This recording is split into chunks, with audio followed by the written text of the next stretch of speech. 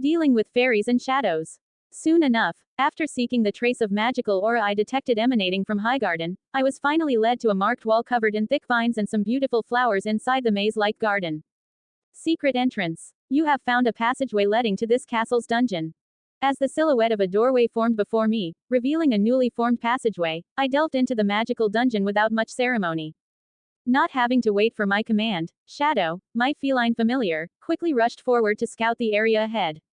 She's learning fast, I remarked to myself in amusement, while my undead knight walked right beside me in silence.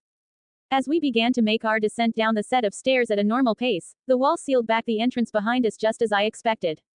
Interestingly enough, instead of the walls and steps being made of regular stone, or gold like it was on castly rock, it was this time a mixture of loamy soil and thick roots, with some pillars of skillfully carved wood depicting an overall idyllic visage. It was all perfectly cut and polished, with the forms of fungus life covering it only adding to its nature theme. Once again, the symbols spread all around the entrance were signaling that I was entering another pocket dimension. Here, big guy, I told my undead minion before placing my hand on his arm and casting Decompose on it. On regular, living creatures who thrived under regular healing, this would have been debilitatingly harmful. However, my minion's undead nature seemed instead to become more powerful with the influx of necrotic energy.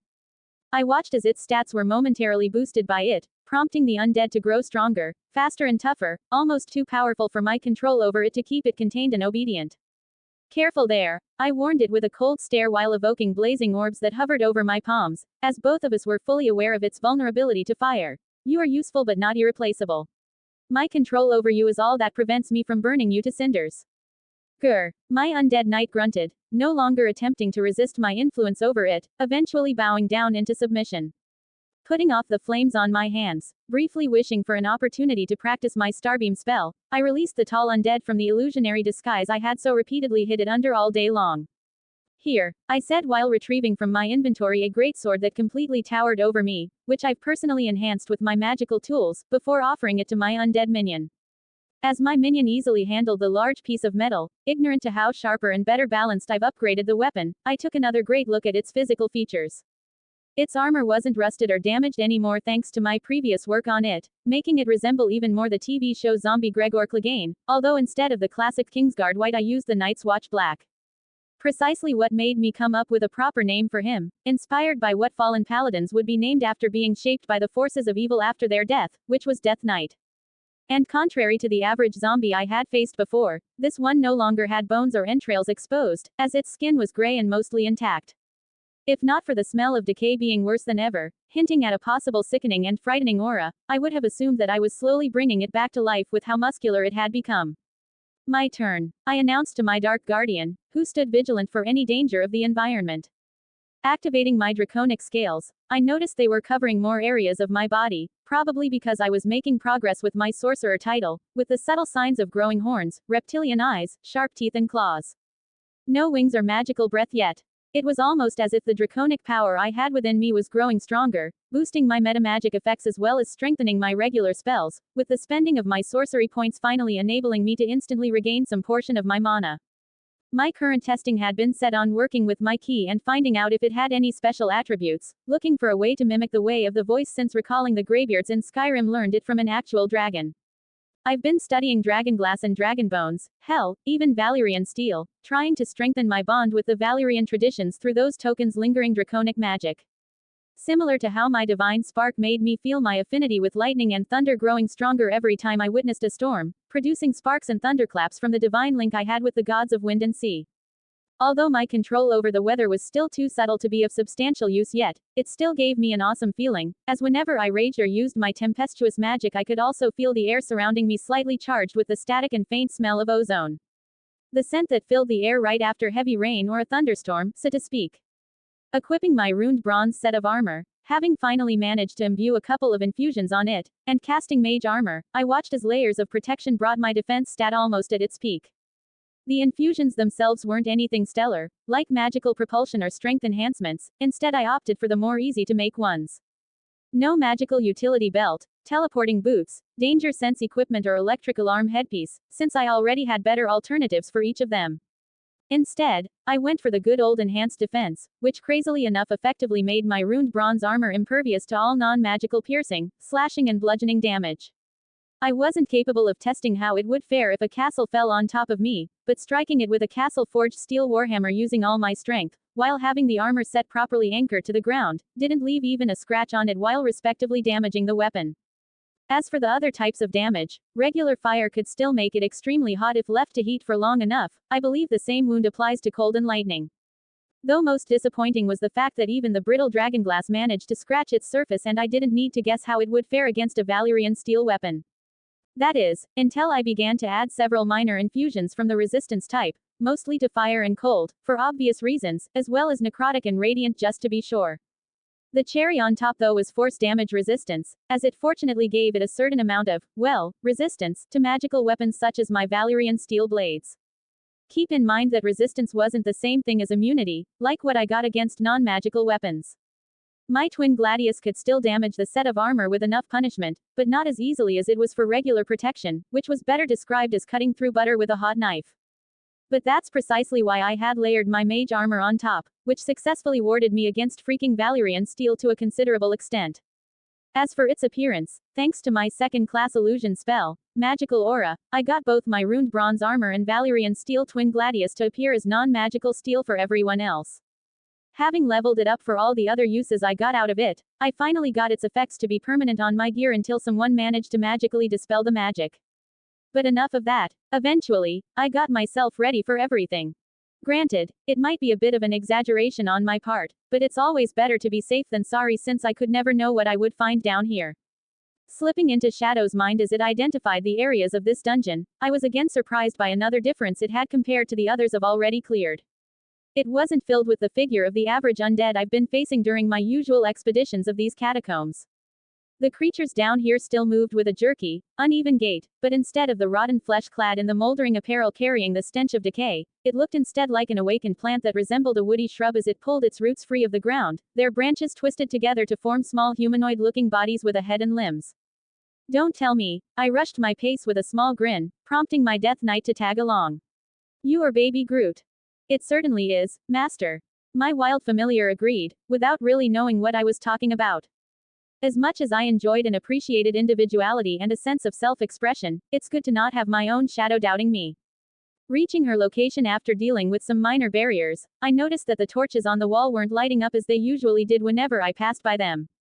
I didn't halted my movement though, having an excellent night vision with a massive range all thanks to my cleric title's Eyes of the Night. So after all this time, things are continuing to grow more interesting. I mentally remarked while imagining what mysteries the other dungeons spread throughout Westeros had stored for me. As the tunnel we were traversing began to widen up, I sighted several wooden sculptures of horned green men, with some elaborated ornaments made out of living plants and numerous fruits ready for harvest. Since gold wasn't an issue for the near future with Tywin Lannister under my control, I was much more curious about what use this dungeon and kingdom could offer me. The wood tensioning noise coming from behind stopped my inspection of the soil, as plants had just begun to rapidly grow in order to block my path. You shall not pass, I heard the plants whispering at me.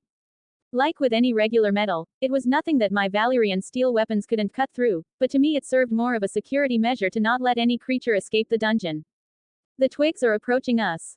Shadow informed me with a meow. Observing them I got some useful information. Twig blight, small plant. LV 15, POW, 18, MOB, 39, END, 36, INT, 12, STL, 30, DEF, 0, HP, 300, Speed, 20 feet, Damage vulnerabilities, Fire, Conditions immunities, Blinded, DEAFENED, Senses, Blind sight 60 feet, blind beyond this radius. Languages, understands common tongue but can't speak. False appearance while the blight remains motionless, it is indistinguishable from a dead shrub. Blights were plants that had been tainted with necromancy magic, usually after a forest was corrupted by an evil force or ritual. My mental map eventually informed me of the creatures that were about to sprout from the ground, pinpointing the hostile creatures, so when I heard noises, I blasted 4 overly aggressive wooden creatures with my Eldritch Blast. Twining it just to double tap. Death Knight, I called my minion, immediately drawing his attention. Rush back and don't let anyone escape me. The Death Knight nodded, with its helmet clacking with its movement, before it charged past all the enemies currently spawning before us, unhindered by the different terrain. Picking my legendary Dragonbone crossbow out of my inventory, casting arcane weapon on several bolts, I slaughtered the enemies that attempted to pursue my minion with great force and precision. Different from the steel and iron-clad zombies I've been facing, these twigs weren't anywhere near as resilient or as tough, so it wasn't all that vital to take the penalty of my sharpshooter perk, especially since their small frame and high mobility synergized so well with their larger numbers and underground digging movement. Despite being both made of non-conductive material and resistant to the deafness condition, making my lightning and thunder attacks not as optimal, psychic damage was surprisingly somewhat effective in stunning them for a brief moment though. So the occasional use of twinned mind sliver was put to use as I danced amongst them with my twin gladius, having them lit up with a fiery aura and almost burning all twigs to crisps with blazing slashes. But even with my speed and precision, this was still taking too long, as some even managed to graze my mage armor with their wooden claws. This was crazy by itself, since I've faced hordes of undead back at Harrenhal without much trouble. Problem was that most of my features and perks were specially made to fight undeads, and the fact that these creatures were brought to life with necromancy didn't seem to give them the same set of weaknesses. Which meant that neither turn undead or divine smite would be worth the effort and cost of divine points. I was left with lighting large fires here and there with my chromatic orb spell, watching as their heads and small frames appear to be like small torches and bonfires. Fastening my pace even more, I felt free to not hold out as I had Shadow taking some opportunistic strikes whenever she could. Man, her claws just got incredibly sharp. I acknowledged, immediately summoning my unseen servants to aid her. At first it was looking like I had finally got the hang of it, but then those I didn't burn completely to ashes sprouted spores that spawned more of them. To be fair, it was an excellent training experience to face a different kind of foe, but I wasn't willing to stay here an entire day since I would be leaving tomorrow morning. Thankfully I had a card up my sleeve, better yet, stored in my inventory. Flask of Alchemist Fire. My personal brew, a much less unstable version of wildfire in smaller doses but without losing its destructive power in larger quantities. Though the loss of the classic green color was an unexpected outcome, as the flames it produced were mostly indistinguishable from regular fire, I still got what I wanted. Unsurprisingly, the last standing foe was also the strongest among them, as it got rid of the vulnerability to fire. Unfortunately for it, in its place it didn't have resistance nor immunity. However, I decided to not attack it immediately. Alright, perhaps I got an opportunity here. Zombies were after all mindless creatures that I still got a way of controlling, perhaps the same could happen to these plant-like creatures. Listen to me, Blight, I said with an angelic voice, speaking in the true tongue I learned from my title as a druid. I know you possess sufficient intelligence that most creatures lack, so I order you to halt your attack. Surprisingly, the creature actually halted its movement, initially making me see it as if acknowledging my title as a druid of the old gods. But if that's what just happened, apparently it wasn't that much devoted to them, given it had remained as an enemy in my mental map. Before it could surprise attack me though, I got my unseen servants to retrain its movements like some criminal henchmen, and out of nowhere, just like a passing shadow in this dim-lighted dungeon, I saw my wild companion decapitating its head. At that moment, the plant barrier that prevented my progress withered away in agony. Good job, girl. Your progress pleases me, I told her mentally before throwing her a piece of cooked fish. Come on, let's continue. I stopped mid-thought, as my perception warned me of an enemy rushing towards our location. Stay on guard, I commanded while retrieving my flaming swords again and ordering my unseen servants to summon back my Death Knight. Hearing loud shrieks heading towards us, I commanded Shadow to hide and flank them. Using observe from a distance. Needle Blight, medium plant. It has to be said, these creatures were somewhat impressive. In the darkness, they might be taken at a distance for shuffling, hunched humanoids. Up close though, they revealed themselves as horrid plants whose conifer-like needles grew across their bodies in quivering clumps. As they launched their needles as a ranged assault, I noticed how my Death Knight's armor reacted to these needles' piercing damage as it shielded me from harm. Not that I needed it, since that I could just focus all of my mage armor into a nigh impregnable shield barrier. In any case, these needles appeared to be capable of actually punching through common armor and flesh, which made them truly dangerous for regular people. Fortunately, neither me nor my team were regular people. The following shots weren't even allowed to scratch against my defenses, since they were all ignored once I opened my inventory window and shielded myself and my Death Knight with it. Deciding to save these needles for later studies, thinking that perhaps they might be more useful than throwing pebbles with my arcane weapon, I noticed something. These creatures' ranged attacks had a rather long cooldown, so I rushed forward, ready to end things quickly. Making use of both my monk and rogue's features in order to reach them in an instant and avoid most of their melee attacks, I engaged with them in combat with some of my blade flourishes. Landing swift strikes right before slipping away without reprisal, added to the fact that I've decided to action surge as well. I had my own confidence propelling me through their ranks. Still interested in the opponents I was fighting with, my observe skill informed me that when needle blights detect a threat, they lose pollen that the wind carries to other needle blights throughout the forest. Alerted to their foe's location, they would subsequently converge from all sides to drench their roots in blood. Good thing I have them enclosed in an underground tunnel, I told myself, slightly worried of what would happen if these beings were allowed to freely multiply on the fertile lands of the Reach. Sadly, neither Shadow or my unseen servants were strong enough to one-shot them, but together they formed a great team, focusing on one enemy at a time just like they did with the previous twig. With Shadow leaving some deep cuts into the back of their napes with opportunistic attacks, after my servants either pinned them down with some grapples or distracted them with some illusionary duplicates of myself, my familiar's frame being small enough to avoid the swarm of needles. Eventually, once my Death Knight confirmed that he had cleared all that went his way, I found it more simple to just blaze the few remaining with my alchemist fire once my other allies got out of range. Since these medium-sized plants didn't have the capacity of quickly multiplying themselves like the smaller regular ones did, I decided to leave one gravely injured behind so I could make use of it in the near future. I didn't know all the details yet, but my portent feature gave me the feeling that I would be glad to leave at least one alive. I know, it's just as confusing to me as it might be to you. But while my group proceeded to loot everything that could be scavenged from the pile of bodies, I casually disarmed several traps along the way that would have proven deadly to anyone else other than me and my legerdemain hands. Let's proceed, I commanded after making sure that all the traps had been completely dealt with.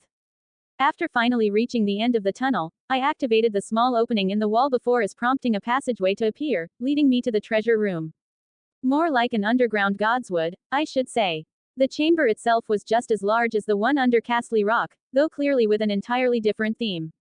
I noticed the upper silver ring lighting up a small signal to inform me I had unlocked Highgarden. Ignoring it and the colorful mosaic tiles on the ceiling for now, I focused on something else. Just as before, no chest could be found in the center of the treasure room, but sparse trees could be seen from where I stood. Casting my detect magic cantrip, my focus was led to one oak tree in particular having a cryptic message carved on its trunk, which said, Fey Secrets. Tree of Fey Secrets. Would you like to absorb the knowledge it possesses? Yes, no. Of course, I thought, immediately accepting the enlightenment. The knowledge it gave wasn't intended to make me learn an actual new school of magic, although the knowledge could also help me with the ones I already knew, it helped me instead make a major breakthrough similar to my druid title. Noticing that I've just unlocked a perk thanks to all its conditions being met, I took my time understanding its implications. Fey Touched cost 5 points. A Fey mystique now surrounds you. However you acquired it, you are now someone who represents both the mortal and the Fey realms. As you wander the multiverse, your soothing words brightens the hearts of the downtrodden, and your martial prowess strikes terror in your foes, for great is the mirth of the Fey and dreadful is their fury. Incidentally, your exposure to the Feywild's magic or knowledge has also changed you, giving you a deep connection to the environment around you and granting you the following benefits. Advantage in persuasion with any beast, plant, elemental or Fey creature, and the otherworldly glamour to easily charm regular humanoids. Creatures of the natural world sense your connection to nature and become hesitant to attack you. Lastly, you can regain your reserves of health, stamina and mana considerably faster by sitting in meditation and communing with nature. Whoa buddy, quit drilling, you've already struck oil. This perk is definitely costly, but completely worth it. Sorry new gods, the old ones seem to just be showering me with their rewards. I thought to myself before staring at my holy bracelet, not really worried if I was coming out as provocative, knowing full well it was the truth. Admittedly, it's a little redundant in some areas and the lack of raising a stat was a little disappointing, especially with how expensive they've become, but you won't hear complaints from me. Especially since I could pretend to be Naruto while gathering natural chakra. 5 points. 71 points remaining. Oh my, I thought, surprised both by the fact that I still had plenty of points and that I finally felt ready to experiment with the Heartstone, a magical item which I got from that hag back in Raventry Hall's dungeon. So, becoming ethereal is a thing for me now. Huh, I really don't know what to make about it yet. And, ping, skill root evolved, new title acquired. You are now a ranger. Do you wanna hunt the most dangerous game? Will you brave the fiercest wilds, from the darkest forests, to the deepest dungeons and the mountains of old? Are you an eagle-eye tracker and peerless archer? Were you born to be wild? Far from the bustle of cities and towns, past the hedges that shelter the most distant farms from the terrors of the wild, amid the dense packed trees of trackless forests and across wide and empty plains, the majority of rangers keep their unending watch. Warriors of the wilderness, rangers specialize in hunting the monsters that threaten the edges of civilization, humanoid raiders, rampaging beasts and monstrosities, terrible giants, and deadly dragons. They learn to track their quarry as a predator does, moving stealthily through the wilds and hiding themselves in brush and rubble. Rangers focus their combat training on techniques that are particularly useful against their specific favored foes. New feature unlocked. Favored enemy. You have significant experience studying, tracking, hunting and even talking to a certain type of enemy, reflecting the types of adversaries and monsters you have encountered on your adventures. You have advantage on tracking your favored enemies, as well as on recalling information about them. More easily learning the language that is spoken by your favored enemies, if they speak one at all. You gain the ability to peer at a creature and logically discern how best to hurt it, focusing your ire to increasing the harm you inflict on it. Favored enemies. Urban criminals and undeads. New feature unlocked. Natural explorer. You are particularly familiar with specific types of natural environments and are adept at traveling and surviving in such regions. While traveling for an hour or more in your favored terrain, you gain the following benefits. Difficult terrain doesn't slow you or your group's travel. Your group can't become lost except by magical means. Even when you are engaged in another activity while traveling, such as foraging, navigating, or tracking, you remain alert to danger. If you are traveling alone, you can move stealthily at a normal pace. When you forage, you find twice as much food as you normally would. While tracking other creatures, you also learn their exact number, their sizes, and how long ago they passed through the area. Favored terrains. Dark urban areas and catacombs. Specific condition dictates that no regular people will acknowledge that Durandon Baratheon is a ranger. Only the children of the forest might acknowledge it after spending enough time in his presence. Finally, it's about time I've become a freaking ranger. With all the dungeon delving, it's quite strange that I didn't get this earlier. I mentally fist bumped myself. Fey connection. Enemies. Terrains. Sure, why not? Celebrations apart, I had so much to do. The walls in this chamber were completely covered with fruits of all types and beautiful roses, like it was a natural greenhouse thanks to the hole in the ceiling somehow providing sunlight, and the floor was made by and divided into multiple types of soil. Sandy, clay and loam mostly, with appropriate foliage growing on it that indicated that lack of sunlight wasn't a problem. But since this location was one of the most secure places for me, I had a special idea for it. The scarcity of the warlocks, black bark tree was proving too much of an obstacle in pushing the boundaries of my alchemist brews, but once I got my hands on a sapling, this pocket dimension would be the safest place to cultivate it. Alongside the golden heart trees from the Summer Isles, known for its incredible flexibility and resilience for bows, and the ironwood from the north, with its impressive lightness and resistance from being split as shields. And don't let me get started with the absurdity of somehow planting weirwood trees out of the ones I could get from my Nexus market. Gotta first get myself a proper cultivation skill, other than my nature knowledge one, just like how I got mining skill to make better use of the mines in the Westerlands despite the fact that I already had geology. All in all, -1 castle in unlocking quick travel, only 5 remaining now. But I wasn't done yet. Looking at Shadow, who was admiring the area we found ourselves inside, I recalled all the secret knowledge I had just absorbed. Leaving my Death Knight and unseen servants waiting for our return, Shadow and I went back through the way we came, passing by the piles of burned cinders of our fallen enemies. Finally finding that same needle blight I've left behind weakened, I finally understood what the glimpses of the future I had were trying to tell me. Go on girl, it's your time again to shine. Before the overgrown plant could even attempt to skewer me with its nasty claws and needles, Shadow landed in between us and gave it her best shot, roaring as a bright greenish dust came out of her mouth and immediately covered the plant creature. Similar to how my control over undeads happened. However, instead of putting the needle blight under her control, it stumbled and fell on top of her, encasing my currently enlarging wild familiar in a wooden shell resembling natural armor, granting her longer claws and teeth alongside a thin layer of protection surrounding her neck with some small antlers on top of her head. My previously regular-sized cat now looked more like a shadow cat equipped with natural armor and a pleasant faint smell of herbs. Did she just evolve, like a Pokemon? I wondered, not entirely understanding the implications of the future that I predicted. Noticing that my mental map still regarded Shadow as an ally, I grinned. Good job girl, I told her mentally as the wooden shell was absorbed into her dark fur and she returned to her previous size. Come on, let's get out of here. Yes, master. As Shadow and I walked past the empty tunnel, I started to test her recent progress. Overall, she had gained 3 features. First, Fey presence. Your familiar has the ability to project the beguiling and fearsome presence of the Fey. Once per day, it can choose to cause each creature in a 3-meter cube originating from it to be all charmed or frightened by it. Great option for influencing areas of enemies from a distance. Next, symbiotic spores. Your familiar is surrounded by invisible spores that are all harmless until it voluntarily unleashes them on a creature within a meter range, constantly dealing a sliver of magical poison damage and preventing regeneration while in its presence. Open wounds on enemies will fester much faster than it regularly does, and regular medicine won't be able to heal it. Makes it easier to have her fighting by my side in an actual battlefield. Finally, nature's stride. Whenever your familiar moves through non-magical difficult terrain, it moves at its regular pace. It can also pass through non-magical plants without being slowed by them and without taking damage from them if they have thorns, spines, or a similar hazard. At least she will keep up with me. Nice. Now you look more like a fey creature to me, I told Shadow, letting her climb back to my shoulder. Thank you, Master. I feel much better, she replied back before noticing the heart-shaped stone and awakened grimoire I retrieved from my inventory. Page, run another full analysis on this magical item. I ordered my awakened spellbook, opening it as the ghostly face of a female scholar manifested before me. Although this arcane sentience was made out of a fragment of my own soul, as we both appeared to be young while still showing a very mature personality, it couldn't be denied that Paige was clearly her own being. One that fortunately seemed to be very inclined to do my bidding without objections and made me company during my nights of magical study. At once, Master, Paige replied, stopping for a brief moment to stare at Shadow and greeted her with a certain amount of disdain. Good to see you again, pet. Likewise, toy, Shadow snorted while furrowing her whiskers. Behave, you two. I ended their arguing before they could get any further.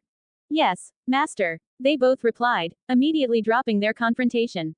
After a brief moment, I got the result to my command. You've successfully attuned to the magical item, Master, Paige informed me. However, your current location seems to be heavily warded against its effects. I figured it to be the case. I sighed. Paige, make a new volume for Feywild magic. I want to find ways to put it to use as soon as possible.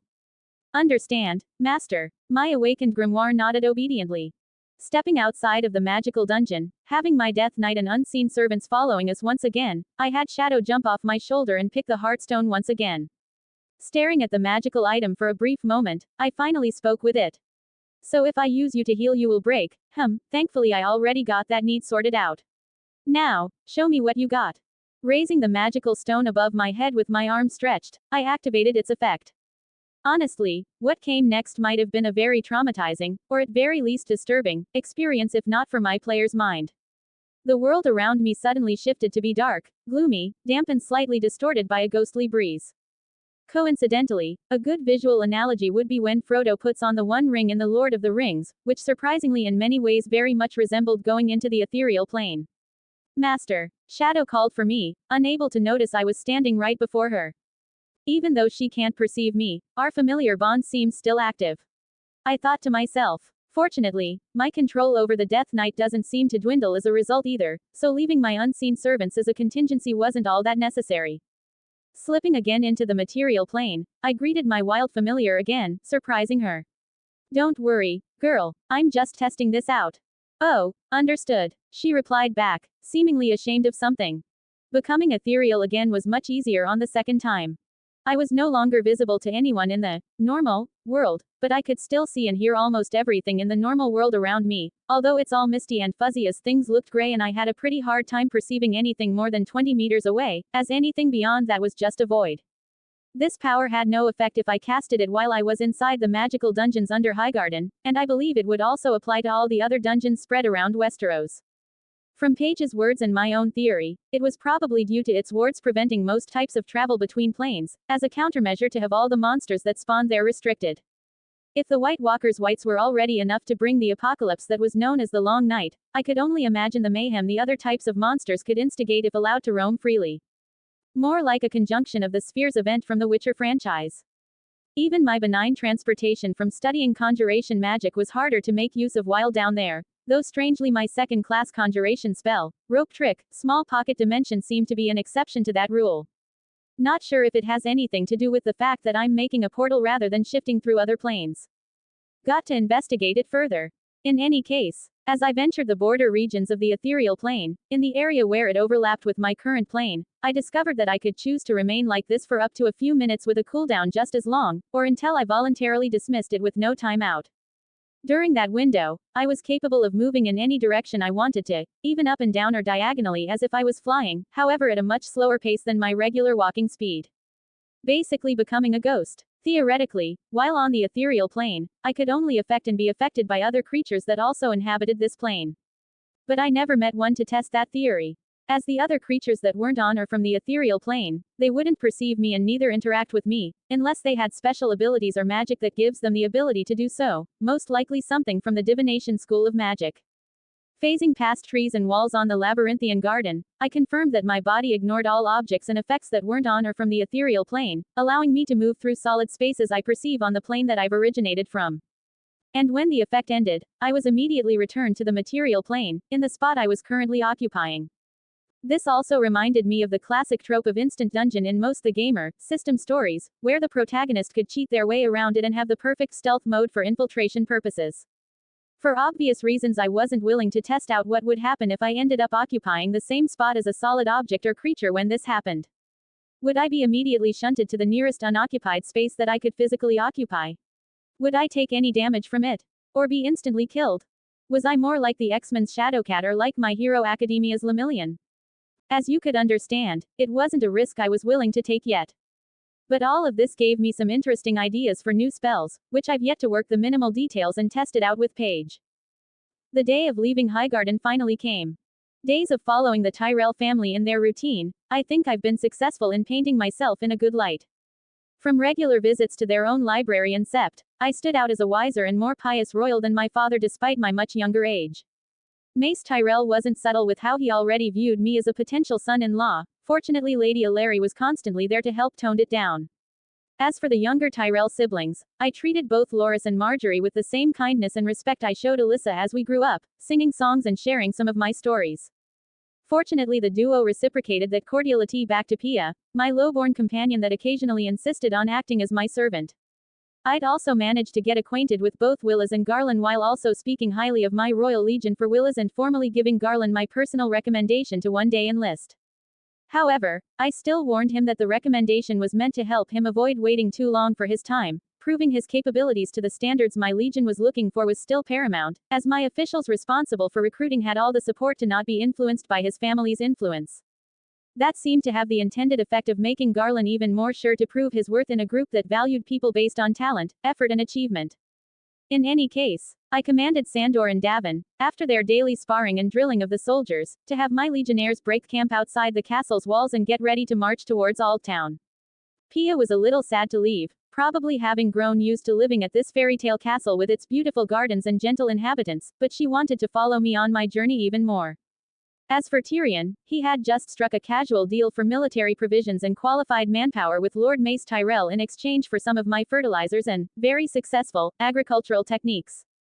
And it was during that process of taking the road that one of my first patients had finally reached out to speak with me, finally confident that her health had returned her, while I was being guarded by my disguised Death Knight. Lady Olenna was a small woman the size of a child, slightly shorter than me with a body considerably more frail than mine. The white-haired lady appeared wrinkled and wizened, with soft, spotted hands and gaunt thin fingers, smelling of rosewater, but also had an old woman's sour breath and toothless smiles. "Leaving so soon, my prince?" Lady Alina asked while being accompanied by her daughter-in-law, Lady Ilari. "I've been expecting to see what the grandson of Lord Tywin was growing into." Olenna walked with a cane and constantly claimed to be near-deaf, however I knew that both were part of her feigning to be more frail than she actually was. Not that different from how Pycelle acted most of the time. But while the Grand Maester pretended to be docile and subservient, Olenna rarely shied from stating her opinion, being described as a wizened, cunning old woman with a wicked wit and a sharp tongue. Which suitably earned her the moniker, Queen of Thorns. "My lady, I'm glad to see you've recovered from your illness." I greeted them with a respectable bow before approaching. Lady Ilari attempted to speak in gratitude for my gentle words, but was immediately cut off by her mother-in-law. "Ah, I see good manners aren't a mystery Lord Tywin has kept from you." The old woman replied bluntly with a sharp smile before she looked at me up and down. "But I suppose it can't be denied either that you are your father's son. Just look at you, you are still a child but I can already see a mighty warrior in your future." Clearly not the most patient of women, with a regular habit of mocking members of her own family, Alina still was a staunch supporter of Tyrell family interests. I gave her a friendly smile in return, glad that the previous illness hadn't changed her in any shape or form. You flatter me, my lady. I still have much to learn in order to even compare to my father. How kind of you, my prince. I'm sure both your parents must be proud of the child they brought to this world. Lady Ilari spoke again, to the annoyance of the Queen of Thorns. Let me speak, dear. You've had all his stay to flatter him. Alina suddenly allowed her vicious tongue loose for a moment, before actually chuckling at my response. I'm not certain if that was false modesty in your tone or genuine humbleness on your part. Does it really matter? I gestured dismissively with smiling eyes. Noticing that my retinue was now waiting for me to begin moving, I decided to not stall any longer. Sadly, my time here is short now. Let's not waste time speaking of such trivial matters, my lady. My response seemed to have caught both women by surprise. I figured that to not find myself being mocked like Tyrion was by the Queen of Thorns, I had to act more bold from time to time while dealing with her, so as not to present myself as either slow-minded or rude. Thankfully, before the atmosphere between us became awkward, I heard Lady Olena's chuckle of approval. Perhaps on my next visit to this wonderful castle and delightful family of yours, we will have the opportunity to have a proper conversation. I said while mimicking the appropriate facial and body language for what I was trying to convey. Indeed, a real pity we missed our chance now. But if you don't mind satisfying an old woman's curiosity, since no one can tell for how much longer I will live, she eventually forsakes subtleness in favor of practicality, even if her words provoked a stare from her daughter-in-law. I would like to know what it is that the ward and grandson of Tywin Lannister is doing so far away from his presence. I mean, with all due respect, but has he already grown tired of you? Before Lady Ilari could even apologize for Olena's words, since I was both the crown prince and still under her hospitality, I spoke up. If you must know, my lady, I've been requested by my own grandfather to become acquainted with the lands belonging to my father, the king. I replied, sounding like an obedient and gullible boy while shifting the Queen of Thorns' attention towards my grandfather. Just like how Varys could become an unnecessary opposing force if my magic was known before the time was adequate, Alina could very much decide to get rid of me if I appeared to be someone too hard to manipulate. Neither a monster like Joffrey or a genius like Tywin would do for her. Not that I couldn't survive the occasional poisoning or hired blade, but I much rather avoid unnecessary trouble and hostility. It also made all my plans less likely to suffer from sabotage or espionage from other players of the game threatened by me.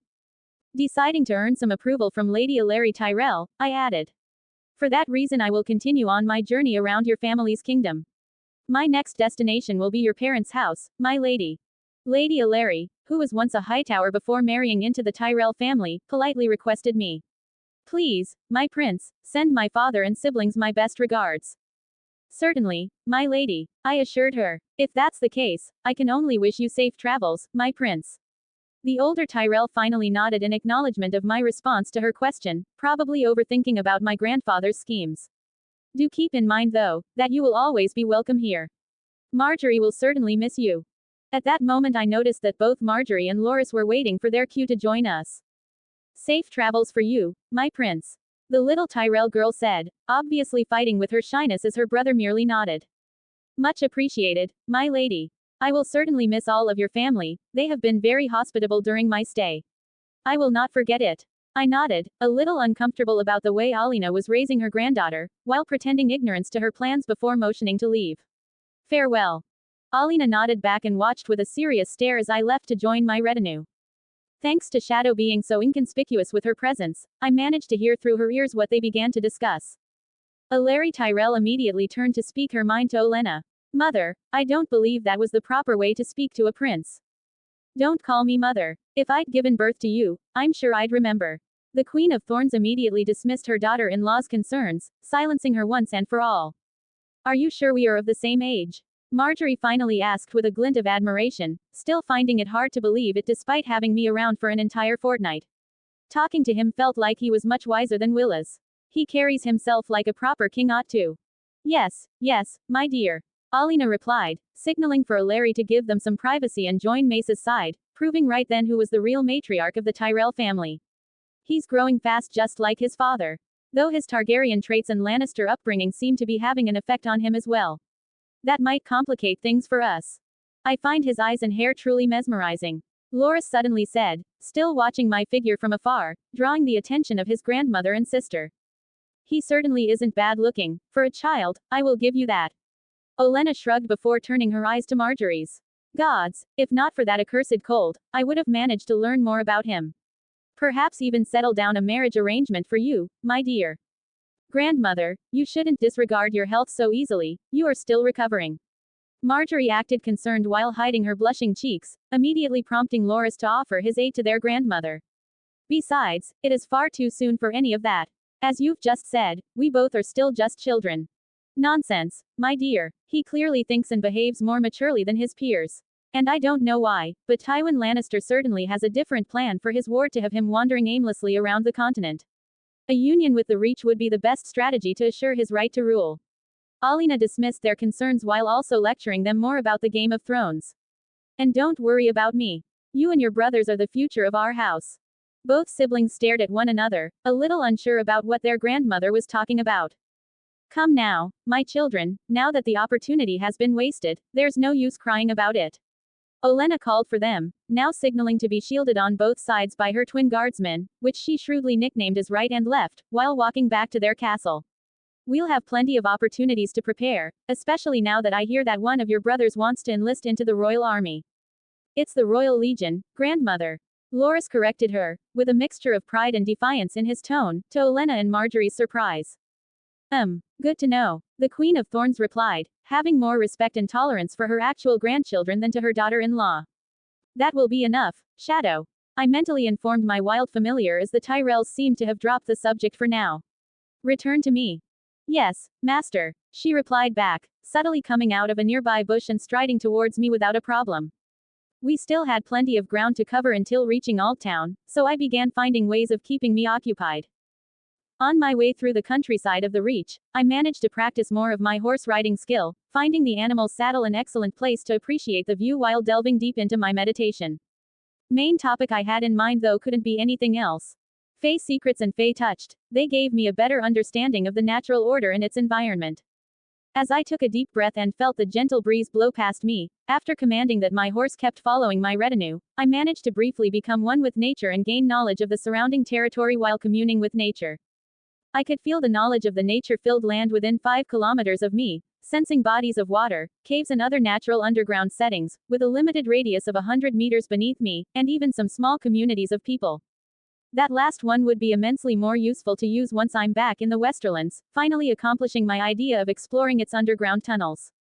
Also, I got a better understanding of the true tongue spoken by most plants, minerals and animals, that the winds so gently spread around. Which effectively info dumped on me basically everything there was to know about that land. It was all, for a lack of better words, supernatural.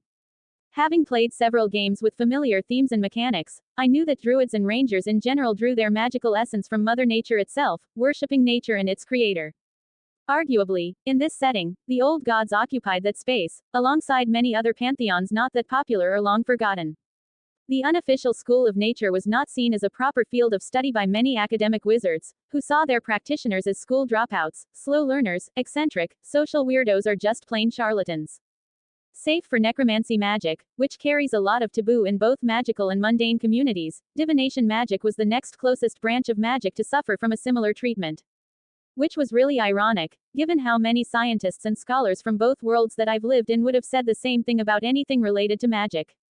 Either claiming it to be fictional or too dangerous to be allowed to exist.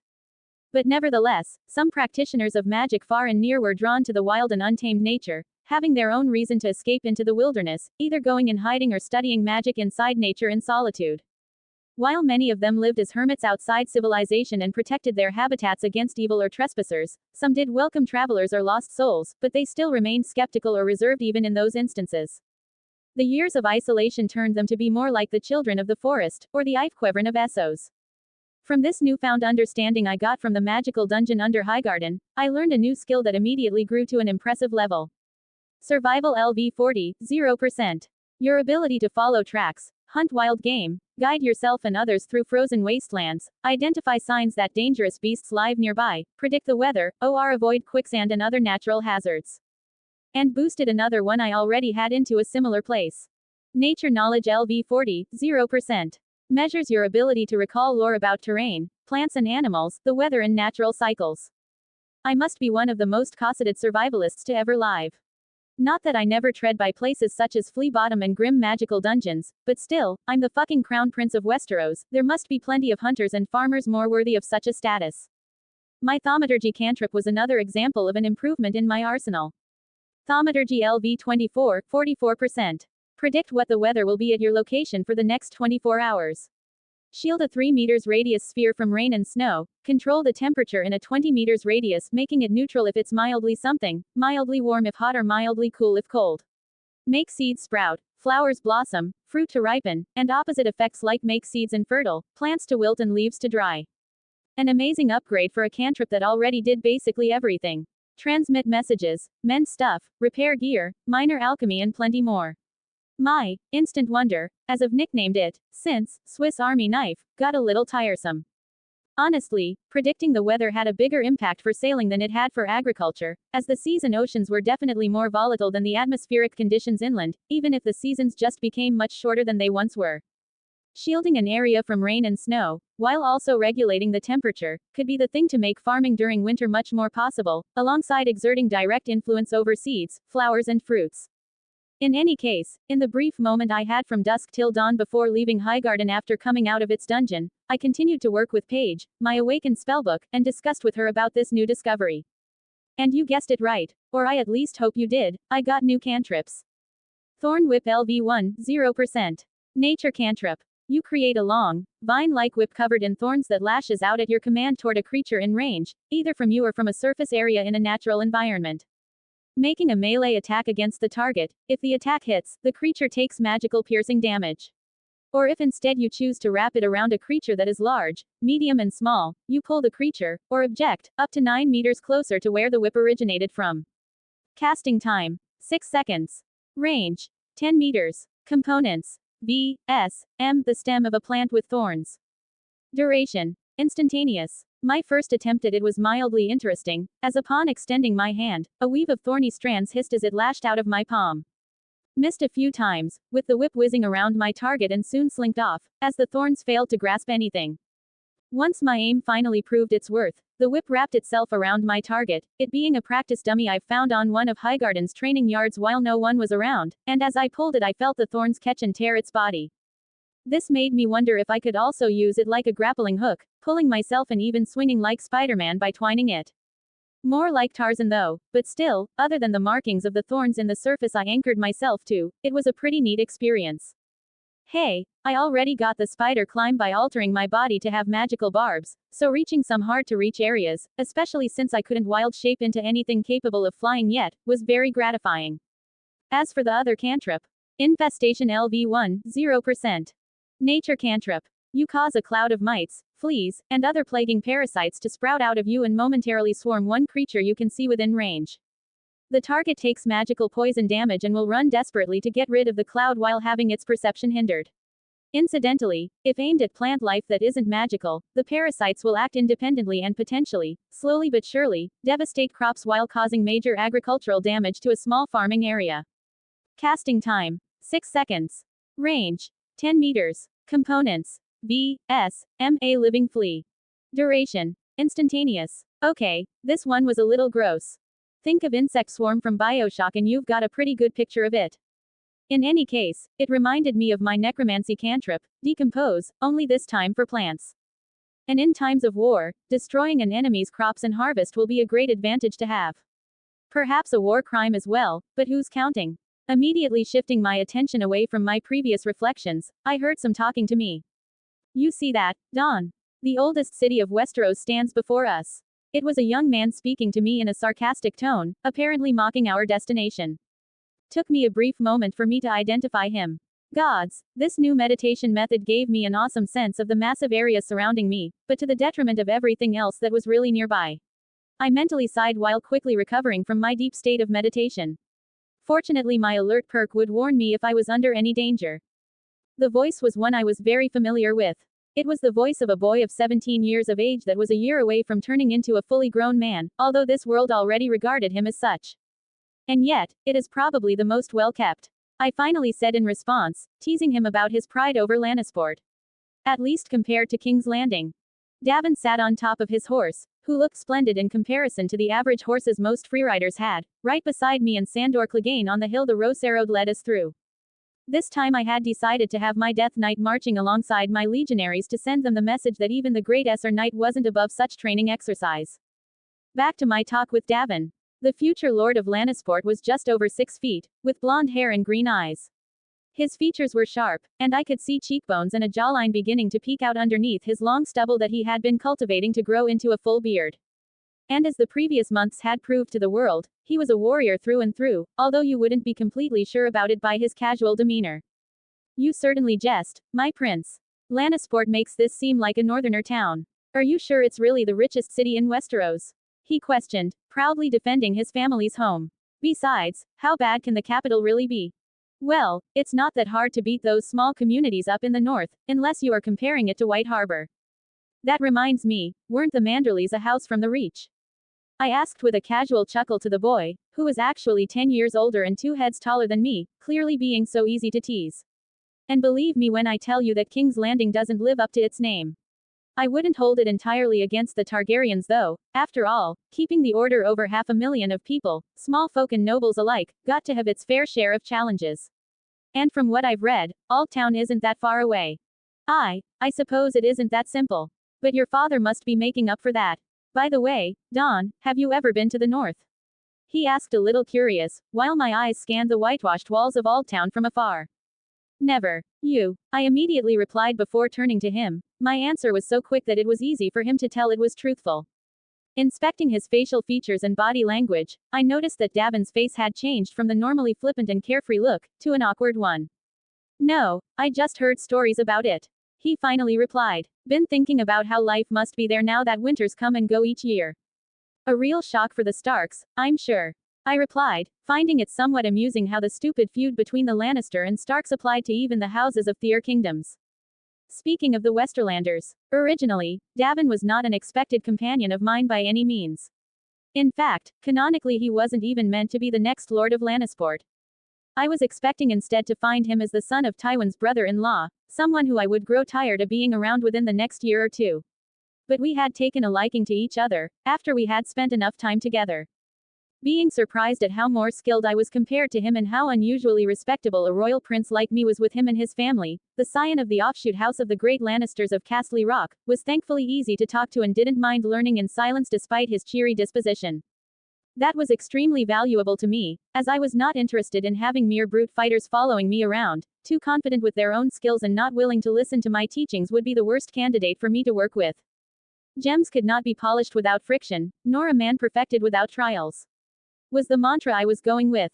Because of that, I've added him to my party and raised the bar for what I expected him to become, which in return made Davin a formidable individual with enough experience, eager to learn more even from Tyrion and Sandor, who I've also just recently added to my party.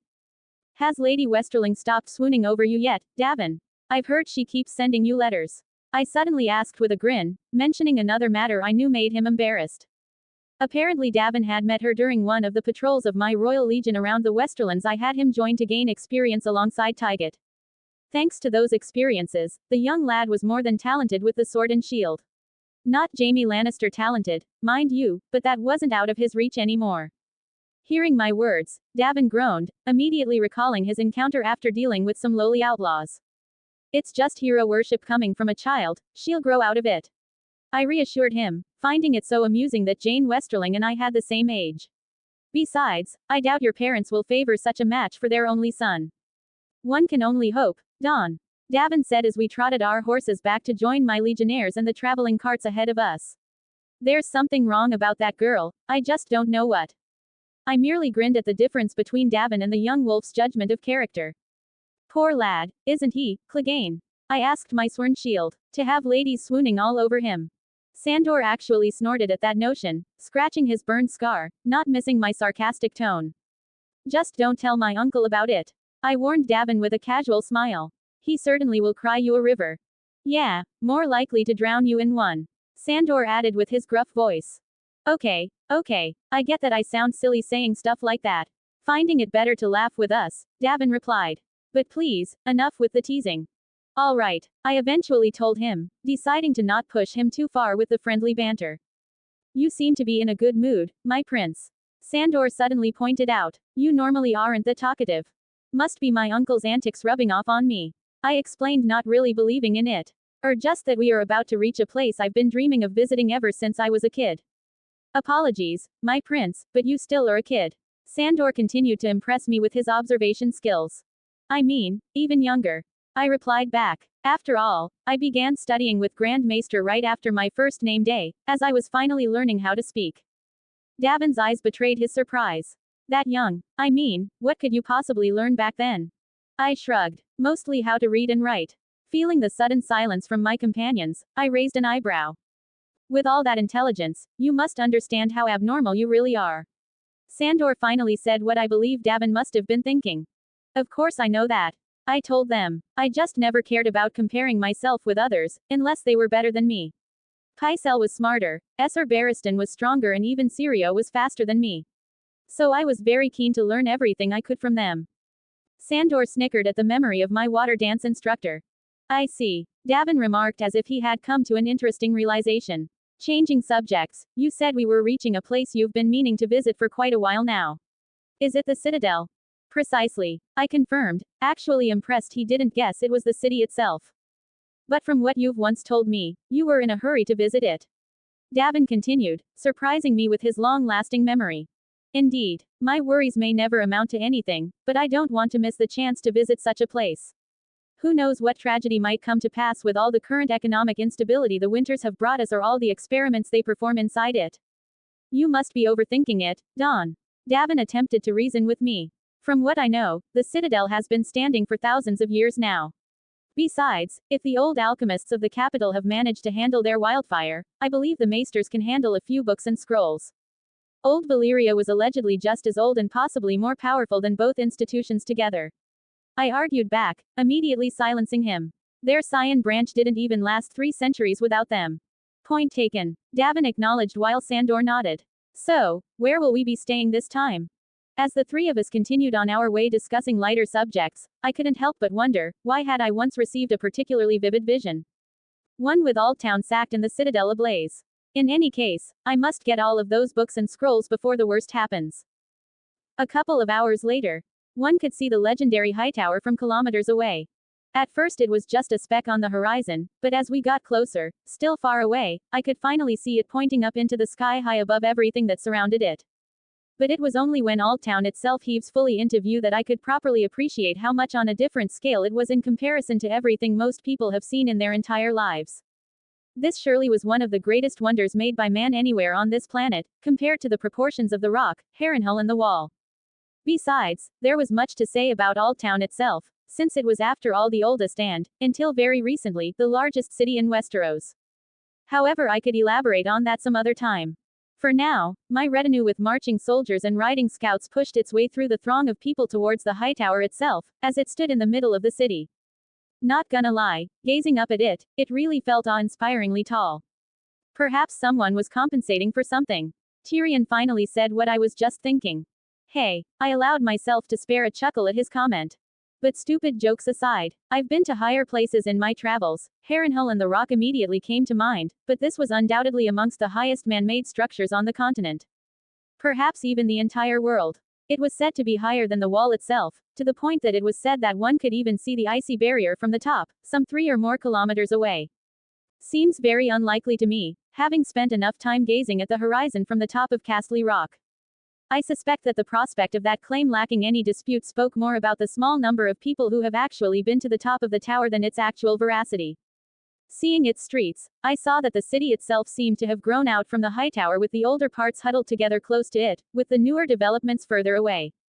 Not that any other buildings could get too close, for the Hightower stood apart on an island in the estuary of the Honeywine River, considered one of the most lovely-sounding rivers in all of Westeros as it entered into the Whispering Sound Bay. Again, also considered to be the most wonderfully named bay in the Seven Kingdoms. The Honeywine bifurcated the city, straddled by the Citadel as well as all manner of merchant houses and the likes. And all along both banks were docks and quays that made it easy for people to find someone who would take them out into the middle of the river to get a closer look at the Hightower. Fortunately for me, I had a boat belonging to the Hightowers themselves waiting to take me and my close companions there. Although our guide informed us that this city was further south than some parts of Dorne, its climate didn't seem to reflect that. The city was famously described as often foggy, and when it was, everyone could best appreciate the fundamental purpose of this tower being here. It was after all a lighthouse, guiding ships through the fog into a safe dock. On such days, and in the depths of night, our guide aided that the flame that burned so brightly from the top of the tower seemed to hang in the night sky, piercing almost supernaturally through the fog. But today, thankfully, was not a foggy day and we could appreciate the view of the city. So, as the high tower boat that received us slowly approached the island, its oars splashing gently against the honeywine, I got my first close-up view of the tower, and it was noticeably ancient. I've heard that humans have lived here for a millennia. I mentioned it to Tyrion, who was close by my side. Most often people talk about houses being ancient if they have descended from the first men, but you should remember that the first men were not actually the first humans on this continent at all. He replied, a little proud of having his inputs appreciated. Before them there were others, their names lost to us, who traded and settled in coastal areas like this, almost certainly founding Old Town itself. Noticing how I remained silent waiting for him to continue, he did just that. House Hightower was quite possibly the descendant of some of these, and like their ancestors, they have maintained a commendable commitment to trade and diplomacy over warfare ever since. But of course, even their ancestors weren't the first occupants here. Tyrion recollected everything he remembered hearing and reading about them. Whenever back in antiquity the Hightower was first moved onto Battle Island, and incidentally no one seems to know why it's called Battle Island. Presumably there was a battle here once, but between whom and who one has been lost in the mists of history. So when the Hightowers moved in, it was to a fortress that already existed? I asked, already knowing the answer. Yes. Like we are now, they pulled their boats up to this island and discovered a construction that was not just older than them, but far far beyond anything they could dream of building. Tyrion nodded, showing enthusiasm about this role of teacher he had been relegated to. Shifting my gaze towards the construction we were talking about just now, I remarked that while from afar, the high tower looked to be of pale stone reaching up into the sky, here up close I could see its base and foundations of the opposite appearance. They were jet black. My mind immediately went back to the sea stone chair recorded to be located in Pike Castle, the throne of the Lord of the Iron Islands. It was made of a black stone that felt unnatural somehow, as if it were made by magic or some long-forgotten and powerful race. The foundation stones of the high tower were a mystery even to their current occupants. Exactly, it has to be said, the kind of mystery that the maesters who were based so close by were drawn to. But even they were divided in their views as to what it was. It seemed to be the same sort of stone as the sea stone chair, but less oily to the touch and fused together with great artifice or magic. Kinda like how my thaumaturgy was capable of flawlessly mending together materials. To some it looked and felt much like the black walls of Volantis or the dragon roads of the Valyrian freehold. But unlike those Valyrian structures, it was unadorned, plain and almost functional. So, although the straightforward answer was that it was probably Valyrian or of some antecedent of the Valyrians, some maesters say it was the work of the Deep Ones, those legendary half-human half-sea creatures. And others even claimed that the maze makers of Lorith were the ones responsible for it. But whatever the truth of it, the high towers moved in and have been here ever since. At that point, as my inner circle of friends reached the entrance of the castle, the heir of Lord Hightower welcomed us into his family's glorious tower as their guests. Welcome, my prince. It's an honor to have you in our respectable castle. The handsome man over his 40s with a splendid reputation announced while bowing respectfully, alongside his wife, stepmother, 4 of his siblings and the guardsmen of his house.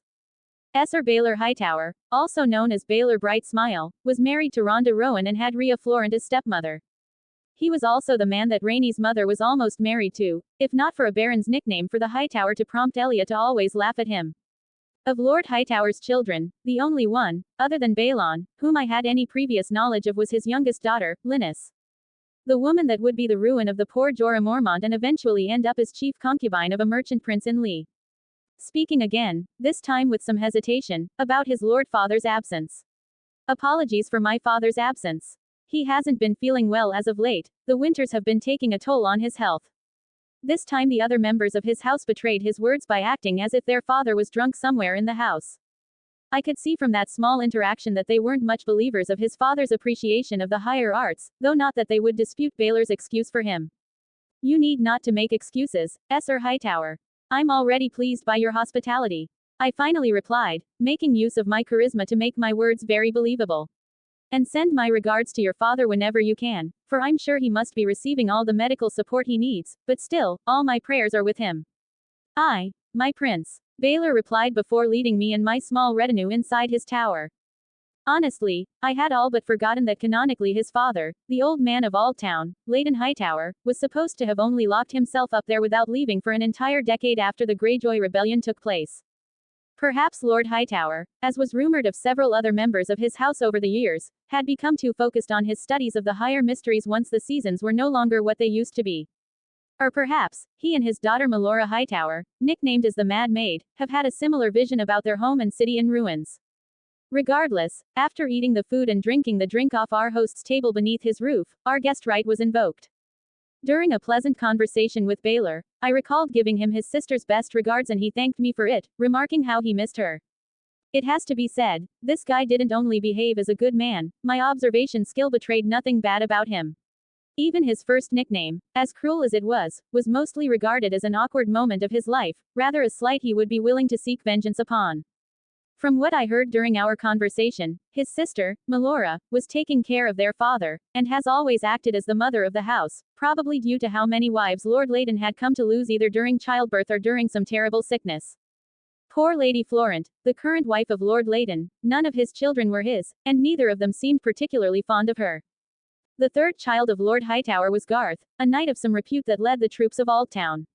Davin seemed particularly interested in him, probably thinking of one day being responsible for training the troops of his own city. And also because he could see the youngest Hightower, Linus, gave him the chills just like Jane Westerling did. The third and fourth sons were Gunthor and Humphrey, the former was a novice at the Citadel, while the latter was responsible for sailing and trading with the Arbor. Tyrion immediately became acquainted with them, obviously interested in the life inside the Citadel as well as in the prospect of buying a stock of Arbor gold. After all, he wasn't prohibited from drinking, I just had him prioritize quality over quantity. As for the other members of the family, there were 4 sisters married and living elsewhere, including Lady Alary to Mace Tyrell. Taking the excuse of being tired from our long journey, I asked to be led to the guest chambers, already knowing that they had something special reserved for a member of the royal family. Leaving the exploration of Aldtown for tomorrow, as there were plenty of matters to be dealt with within this magnificent city, I immediately sneaked out of my room, leaving my Death Knight standing guard at my door while allowing Sandor the Knight of Rest, and went exploring the famous tower. All my work with the Heartstone I looted from the Night Hag all those months ago, and my short experience with the ethereal plane, allowed me to get something else from it. Something I've been thinking about ever since I first came into contact with the Illusion School of Magic. Invisibility LV1, 0%. Second-class illusion spell. A creature you touch becomes invisible until the spell ends. Anything the target is wearing or carrying is invisible as long as it is on the target's person. The spell ends for a target that attacks or casts a spell, as well as receives damage. Casting time. 6 seconds. Range. Touch. Components. V, S, M, and eyelash encased in gum arabic. Duration. Concentration, up to 1 hour. Thankfully magic wasn't completely restricted by the laws of physics, given how I could still see, despite the fact that the vision as we know is based on the light rays that enter one's eyes, and block my view by closing my eyes. Just as fortunate was that my mind instinctively understood where all my limbs were, allowing me to keep my dexterity with both my hands and feet. Minus 20 megapixels. Now, onto my exploration. To start with, given all their wealth they had long abandoned these dark cold corridors and halls that I saw here down below, the original structure being square and almost without light inside. Honestly, it was labyrinthine and unwelcoming. It's defendable to be sure, but it wasn't the kind of home you would expect a mighty lordly family to make do with. Especially with a member like Linus. And so, at some point, the high towers started to build upwards. First there was a squat wooden tower rising no more than 15 meters above the ancient foundations. It was in truth more of a glorified lighthouse than anything else, but it was a start. After that, came 3 more wooden towers. Each taller than the last, but none were quite grand or strong enough. So Uthor of the High Tower ordered the construction of something that would last the ages, a stone tower 60 meter high, still with a lighthouse at the top but with chambers and halls fit for a mighty house. The person the legends tell us that he had commissioned to do this was none other than Bran the Builder, he who built the wall and founded Winterfell and House Stark. Whether this was true or not, it was after all thousands of years old. It does at least give another reminder of how old House Hightower actually is, as 4 massive constructions were built, lived in and torn down before House Stark was even founded. The nature of the black stones in general and their construction technique has been a mystery many have tried to unravel, with no luck. The Hightower's foundations were an even more vexing dilemma, since its style of construction seems older than other traditional Valyrian styles, and lacking any kind of ornamentation, well, almost any kind. Though nothing that I could make heads or tails of. As for the dungeon of this castle, I had an easier time finding its entrance. Though for sake of brevity I delved in it alone. As I was expecting, the theme of this one was the mysterious blackstones that sucked all the light of the environment, even the ones casted by my minor illusion. A darkness so deep that even my regular dark vision had some trouble guiding me through it. However, the sudden absence of visual stimulus allowed a certain segment of my mind to finally rest, probably due to the observant perk being always active. Having only my mental map to rely upon this time, I found it the best opportunity to explore my blind sight, a general term for the natural ability of certain creatures to perceive their surroundings as well as a sighting creature without using visual senses. Senses that could contribute to a creature's overall blind sight included enhanced hearing, an acute sense of smell, sensitivity to vibrations, or such specialized senses as echolocation that I so unfortunately lacked. So for now, in a radius of 3 meters, I could see normally. Frankly, this experience gave me a serious horror movie feeling, with all the wailing and presence of the undead. Sneaking past all of them, I was so grateful to not find any shadows or other monsters down here that could be more of a threat than a regular zombie unable to see in this gloom. And if there was any being stalking me from afar, I could find respite in the fact that I'm probably too well defended and mobile enough to react appropriately for it to risk engagement. The traps were surprisingly easier to deal with thanks to my blind sight and alert perk, especially without companions to protect. By the end of the seemingly never-ending tunnel, my common sense was already expecting some bullshit twist of events, something like a beacon to lure all the undeads I've successfully avoided up to that point. But finding the entrance to the treasure room and activating it to open provoked no such thing, save for the occasional glimpse of dim light that made some of the more far-away zombies stir. Although, after using my arcane lock spell on it to seal the entrance shut once again, I made sure that they wouldn't have reasons to disturb me. Now, turning my head to inspect what I've earned for cheating another dungeon, I was mildly disappointed. From all the cultural background importance I've learned from Aldtown, the chamber itself wasn't anywhere near as large as the one under Highgarden, as it kept the same theme it had up to this point.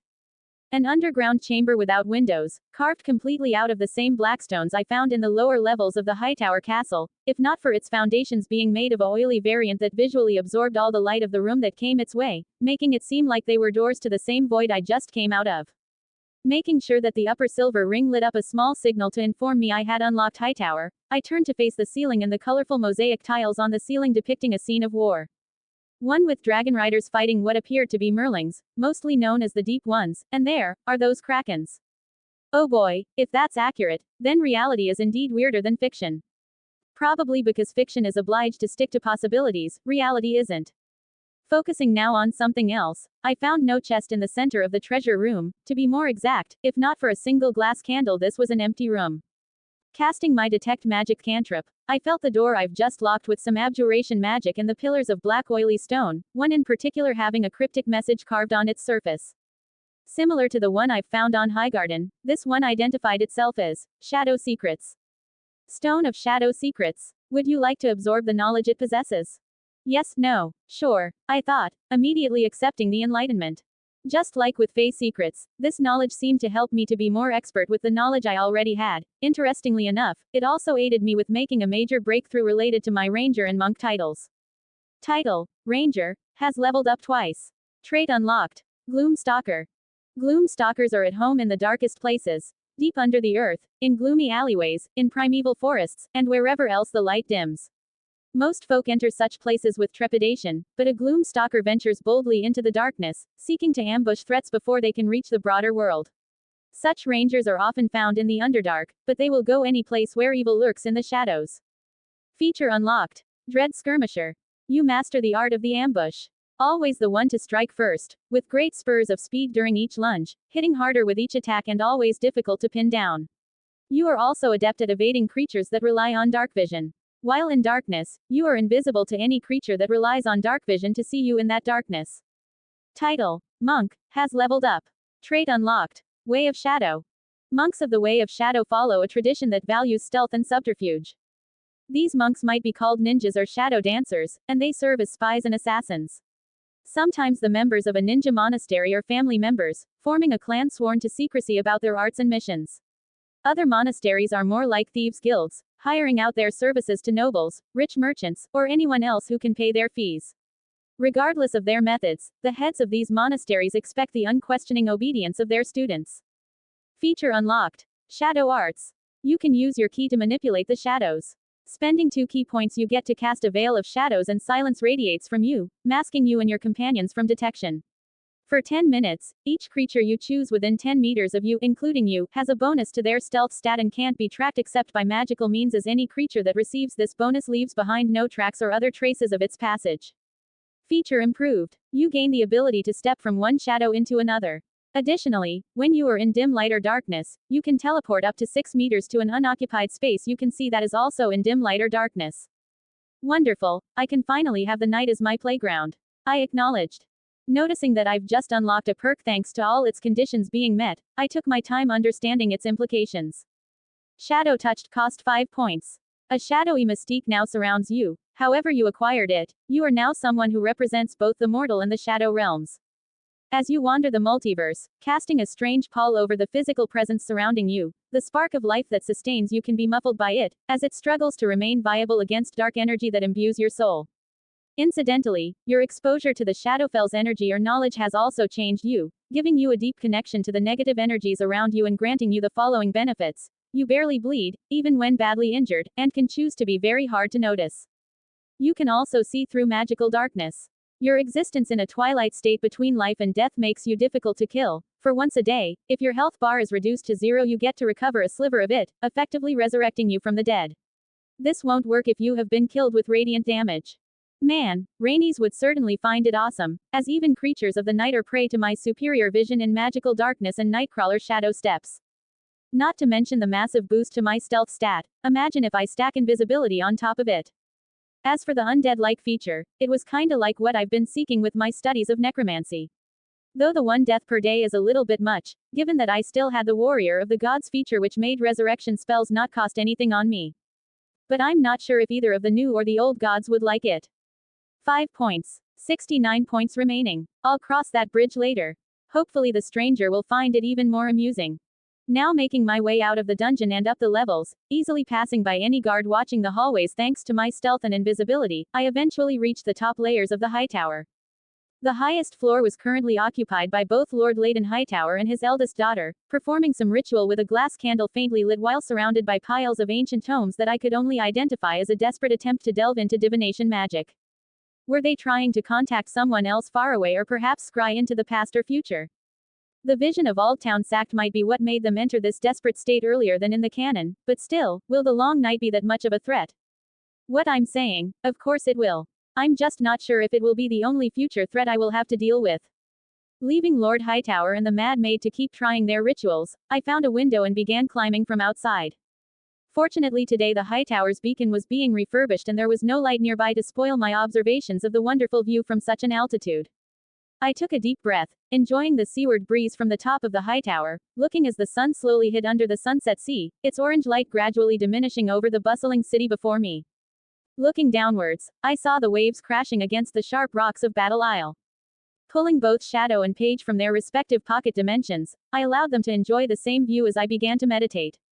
Feeling the energy of both the Feywild and Shadowfell swirling inside me fighting for dominance, I took an active role in order to find balance in that struggle. The hand with my holy bracelet shone with radiant Fey energy while my other hand oozed necrotic darkness. The 12th of June 2021. The 12th of November 2021. The 22nd of June 2022. Hope this chapter is of your liking. Anything you wish to ask or suggest, feel free to do so. Check out my auxiliary chapter if you still haven't. Thanks as always for your attention and please be safe. Any problems with my writing, just point them out and I will correct them as soon as possible. Sorry for the constant delays. Asterisk as for the constant info dumps about the logistics of raising and maintaining a personal army, I will stop with them for a while since most of you seem to not enjoy it that much. Cold sweat smile. I'm aware that my writing skills aren't that high to make it more of a pleasant reading experience. Sorry if it really bothered you. Shout out to both fics. The latter, by Twubs, at fanfiction.com and Purple Days, by Varus, at forums.spacebattles.com. Really digging both stories. Asterisk asterisk asterisk asterisk asterisk I've been avoiding adding the MC's status window for the sake of keeping the pace of the narrative and also because I was told that it was very annoying to read through. Cold sweat smile. Where do you think I should be keeping it so you guys don't get lost in his rapid progression? Creation is hard. Cheer me up. Vote for me. I tagged this book. Come and support me with a thumbs up. Like it. Add to library. Have some idea about my story. Comment it and let me know. Daichi_TBR 193 Creators Thoughts. 40 comments 0 vote. The oldest city of Westeros and greatest repository of knowledge in the known world. Durandon's Pav. I began my day, after sharing some pleasantries with my Hightower hosts, by walking down the Honeywine, the river that runs through the city. Although many cities in the Seven Kingdoms and beyond could easily claim greatness on one count or more, and in recent times it has been eclipsed politically and in terms of its sheer population size by King's Landing, Aldtown is in the mind of some indisputably the greatest city in the Seven Kingdoms. I explained to my small retinue as we reached the streets of the city right as the sun rose. It certainly is the oldest, I will give it that. Davin remarked, finally far away from the presence of one of the Hightowers. Though, looking at it from up close, I'm obliged to admit, it does have its charm. Tyrion smirked at my direction, Davin's pride over his family's city being an old topic of discussion and inside joke among us. And from my uncle's reaction at the young sea lion's troubles with highborn women, Tyrion wasn't planning on letting him in peace so soon. Who knows how long humans have lived and traded here, the center of learning and the home to sites such as the Hightower, the Citadel and the Starry Sept that were renowned across the known world.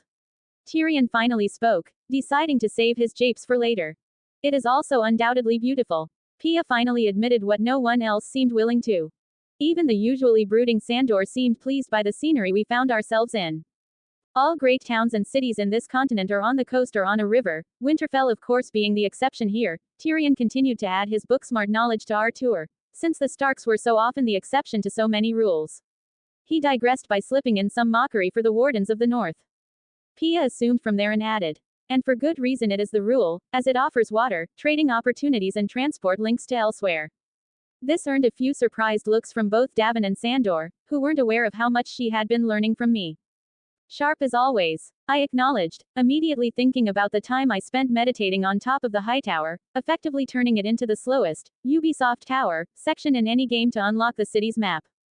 The Honeywine provided access deep into the most lush and fertile areas of the Reach, its estuary offered safe harbor and deep-water docking for ships traveling from afar. A perfect place for the first humans in Westeros to settle, especially after the fires of war between whatever predecessor of the Valyria stronghold fought against the people of the sea had been put out. Although the river divided the city, Aldtown still felt well integrated. From our tour around we came to cross many bridges over the Honeywine, most of carved stone, but some still wooden. And unlike the one owned by the Hightowers, there were islands here joined to both sides by bridges, some so small they offered little more than a chance to pause and gaze around at the sights, others large enough for several large buildings. Perhaps the best example was the Quill and Tankard Inn. Oh, for the love of the gods, new and old, let's rest for a moment. Tyrion said rather dramatically, pointing at the inn. I've just got one nasty cramp in my legs. As both Clegane and Davin rolled their eyes at my uncle's awful acting, and Pia failed to contain a chuckle, I decided to indulge his request. Sure, the sun has been unrelenting since we left the Hightowers, perhaps we all might profit from some rest. Wonderful. Tyrion took my response at face value and immediately led us inside, already salivating at the prospect of finally tasting some Arbor Gold. Easily finding a table for the 5 of us, we were immediately well received by a worker of the inn who picked everyone's order and came back with drinks just as fast, so we continued our talk about this city. Did you know, I've heard from one of the Hightowers that this inn has been here for 600 years. Tyrion pointed out, inadvertently revealing his previous knowledge of this place and impressing Pia, before savoring the taste of wine in quite a while. To say it doesn't seem like it would be a lie. Davin snickered, taking a sip from his drink as well. Though I do grant it has its charm. If you say so. I smiled at his antics, believing he was probably still a little salty because of my previous comment in regards to great cities. Why is it taking so fucking long? Sandor muttered while hitting the table without paying much attention to our discussion and startling Pia with his mood. Where's the chicken? As Davin made the terrible mistake of mentioning that we've just recently had our morning meal with the Hightowers, Tyrion had to barge in and ease the situation by stating that he was also ready for another meal. Poor Davin. If Jon Snow was oblivious to all the blessings of his position despite of his status as bastard, then I believe he could at least be forgiven to not notice that Sandor was still my sworn shield and had to behave as such while in the presence of others outside of our inner circle of friends. Though with all the soldier training and squire training for Tygot he will continue to be doing in the future, I wouldn't worry about it being a flaw for too long. Besides, it was an excellent opportunity to have Pia learning to read between the lines of social interactions. Now shifting my attention away from Tyrion's subtle talk to Davin and Pia's brave small talk with Sandor, I began to admire the details of the inn we found ourselves in. It was a tall wooden building setting it apart from the stonework seen all around Aldtown. What else set it apart though was that it was lean. Its walls were angled sharply towards the south, giving it a slightly disorientating feel. I dread to think how confusing it must be for the patrons after one too many of the notoriously strong ciders they sold here. But what really set this place apart, in my opinion, was its patrons. Other than perhaps the inn at the crossroads of Visited, I struggle to think of a single place in these 7 kingdoms said to have such a rich diversity of people mixed as equals, or almost equals. On the other tables I could discern some traders and dock workers, scholars from the Citadel and less than pious clerics from the Starry Sept. Nobles like Tyrion and Davin stopped by here and so did scullery servants, deckhands and off-duty watchmen. I've asked the servant that brought us something to drink until our meal was ready and she revealed to me that bards and poets played for all during the nights, and so I could infirm that the staff were so usually flirtatious and accommodating to all their guests. The hubbub all around was cheery and contagious, partially the reason why I accepted Tyrion's recommendation of spending some time here. It was easy to imagine a similar scene happening here a century ago, or if nothing bad were to happen, in a century's time from here too. Mimicking my actions with the Crossroads Inn, I slipped away by switching places with one of my solid mirror images as I disguised myself to appear as a wealthy man. After a brief negotiation with the owner of the establishment, handing a few gold dragons, and having another letter sent to Chataya, I got another business under my payroll. The previous one being the inn at the Crossroads, who had recently informed Chataya that they had welcomed my half-sister, Bella Rivers, as one of their servant girls. Which suited my wishes for her, since I rather have her away from the more mature kind of business she would have grown into had I not intervened, and still away from my mother's notice just to be safe. Took the opportunity to also have the owner of the Quill and Tankard in to seek out some kid named Satin Flowers around the city, more specifically nearby the brothels area.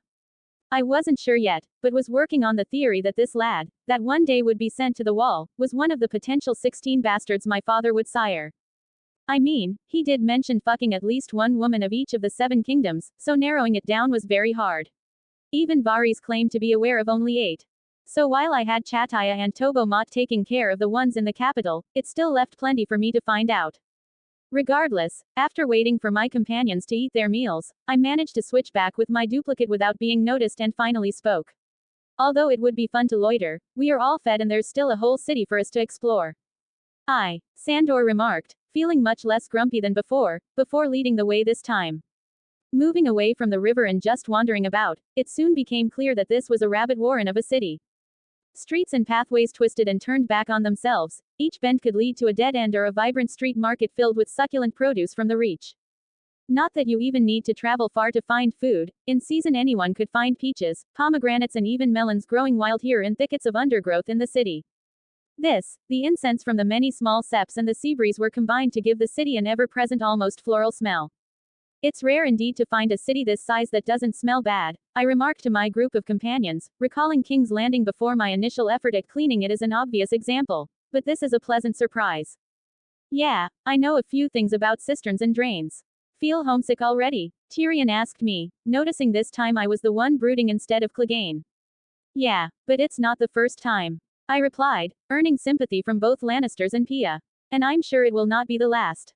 Wise of you to consider that, my uncle acknowledged, wiping away the sweat from his forehead.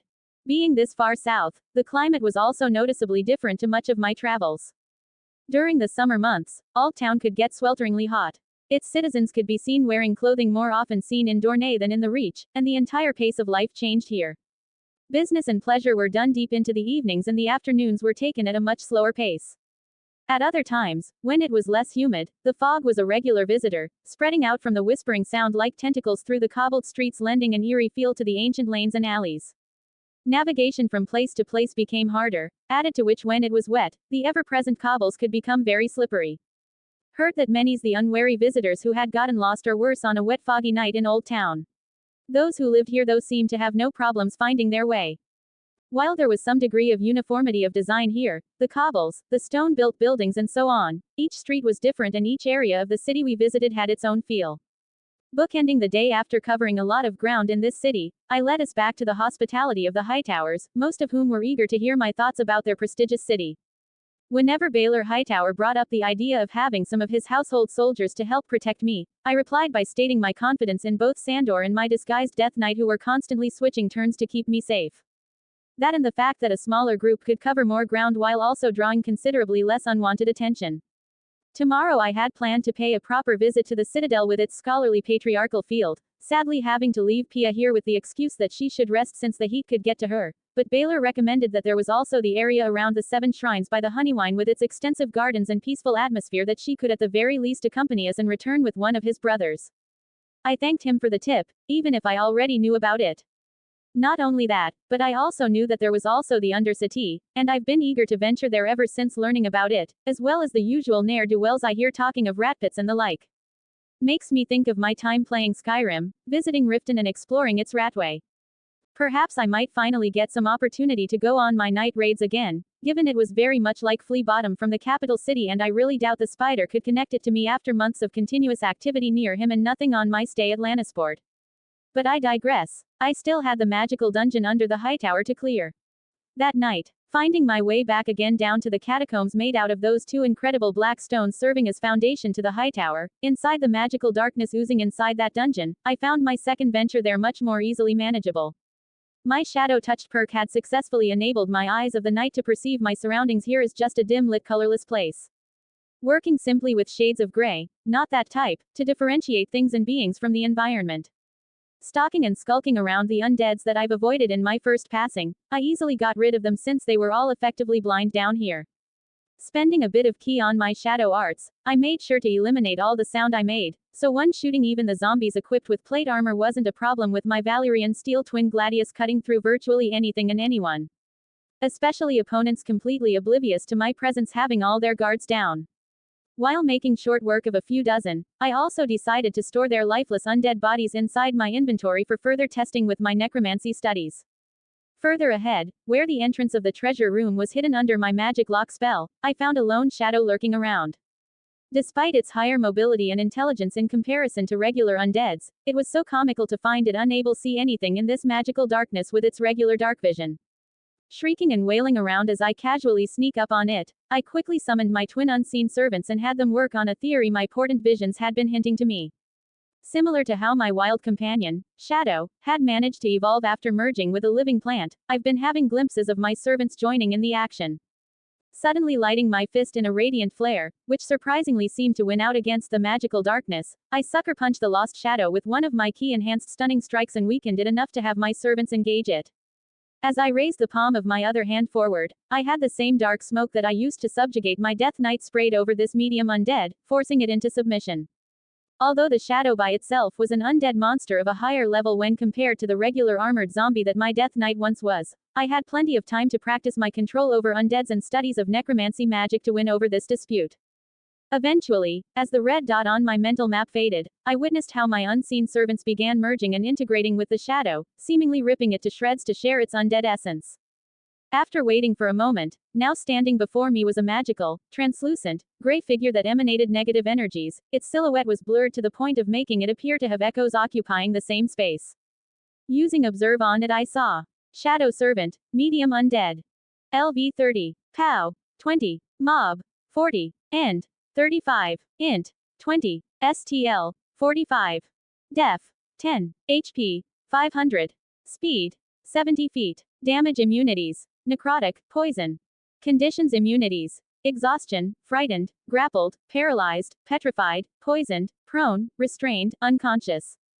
Damage resistances. Acid, cold, fire, lightning, thunder, non-magical bludgeoning, piercing and slashing. Senses. Dark vision 70 feet. And blind sight 35 feet. Vulnerabilities. Radiant damage. Languages. Understands but cannot speak. Amorphous. It can move through a space as narrow as 1 inch wide without squeezing and assume any shape it is commanded to. Magical stealth. while in light or darkness, it can instantaneously turn invisible and shapeless, remaining like that until it needs to once again interact with its environment or deal damage to someone. Power drain. Special attack that requires prolonged contact with the target that deals necrotic damage and momentarily reduces their power stat. The target dies if this reduces its power to 0.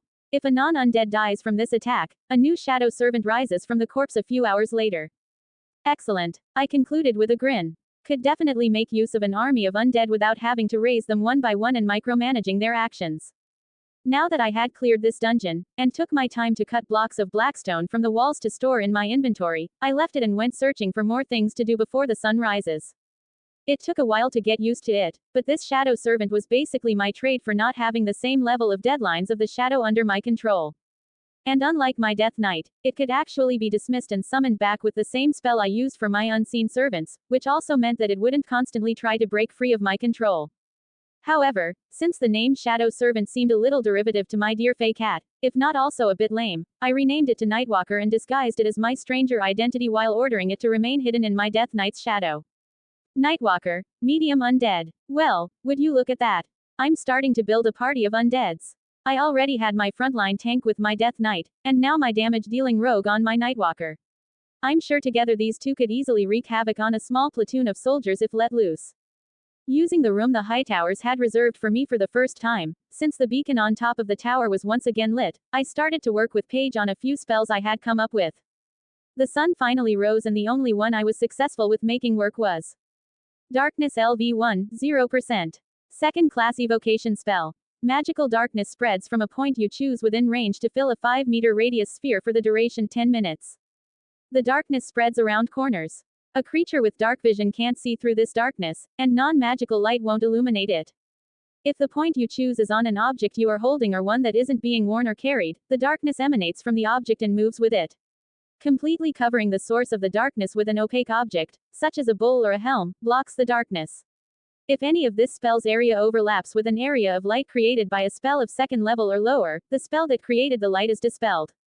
Casting time: 6 seconds. Range: 20 meters. Components: V, M, bat fur and a drop of pitch or piece of coal. Duration: concentration, up to 10 minutes. The following day came quickly and I shared my first meal with the Hightower family before leaving with the prospect of exploring more of Oldtown, but instead of reaching the main attraction of today first, I had a few small stops to make first. One of them was by the docks, where I got a particularly cosmopolitan feel, waiting to meet one of my granduncle's trading ships which had been tasked with bringing provisions for my prolonged stay here in Oldtown. Even for this heterogeneous city, one could hear dozens if not hundreds of different tongues and accents being spoken, and there were seemingly temples for all, from red priests to summer islanders. Makes you miss those foreigners, doesn't it? Tyrion sighed, longing for the good times he had with Thoros, and even the funny experience of getting used to both Sirio and Jalabar's accents, as he had finished dealing with the marine captain sent by Garion. Indeed, I replied while patting him on the back. Although Davin wasn't that acquainted with them as we were, he still sympathized with our sentiment, recalling the weeks he spent away being a squire to my granduncle, Tyget. At that moment, Sandor spoke with the bare minimum of respect while rolling his eyes. Shall we continue? I rather not have those gulls shitting on me. I merely nodded, finding cute how Pia reacted to my Swornshield's manners, before making our way through the areas around the 7 shrines by the Honeywine, only to finally turn my gaze to one of the main attractions of the city. The greatest temple in all Oldtown was of course the Starry Sept. To get here we found ourselves walking past increasing reminders that the faith of the 7 was the state or institutionalized religion. Other religions were of course allowed, but this was where power lied, at least its shadow, and power that clearly brought money to those associated with it.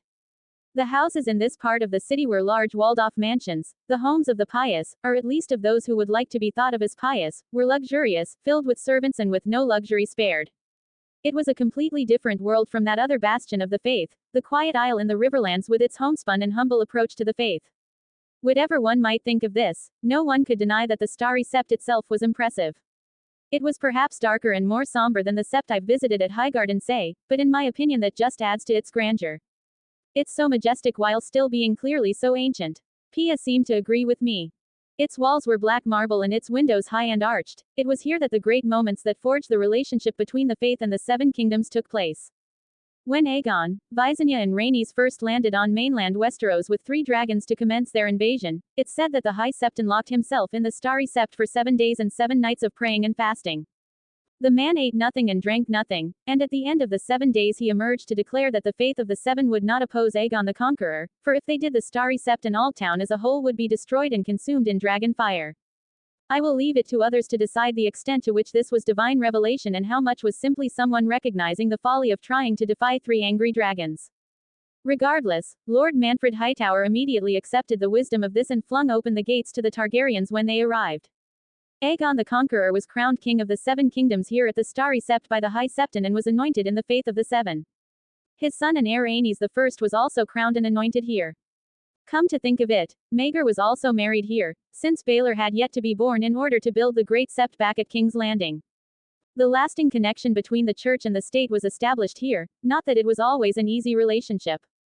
The Targaryen might have politically or superficially adopted the faith, but other than a handful of notable exceptions, they never really accepted its moral code.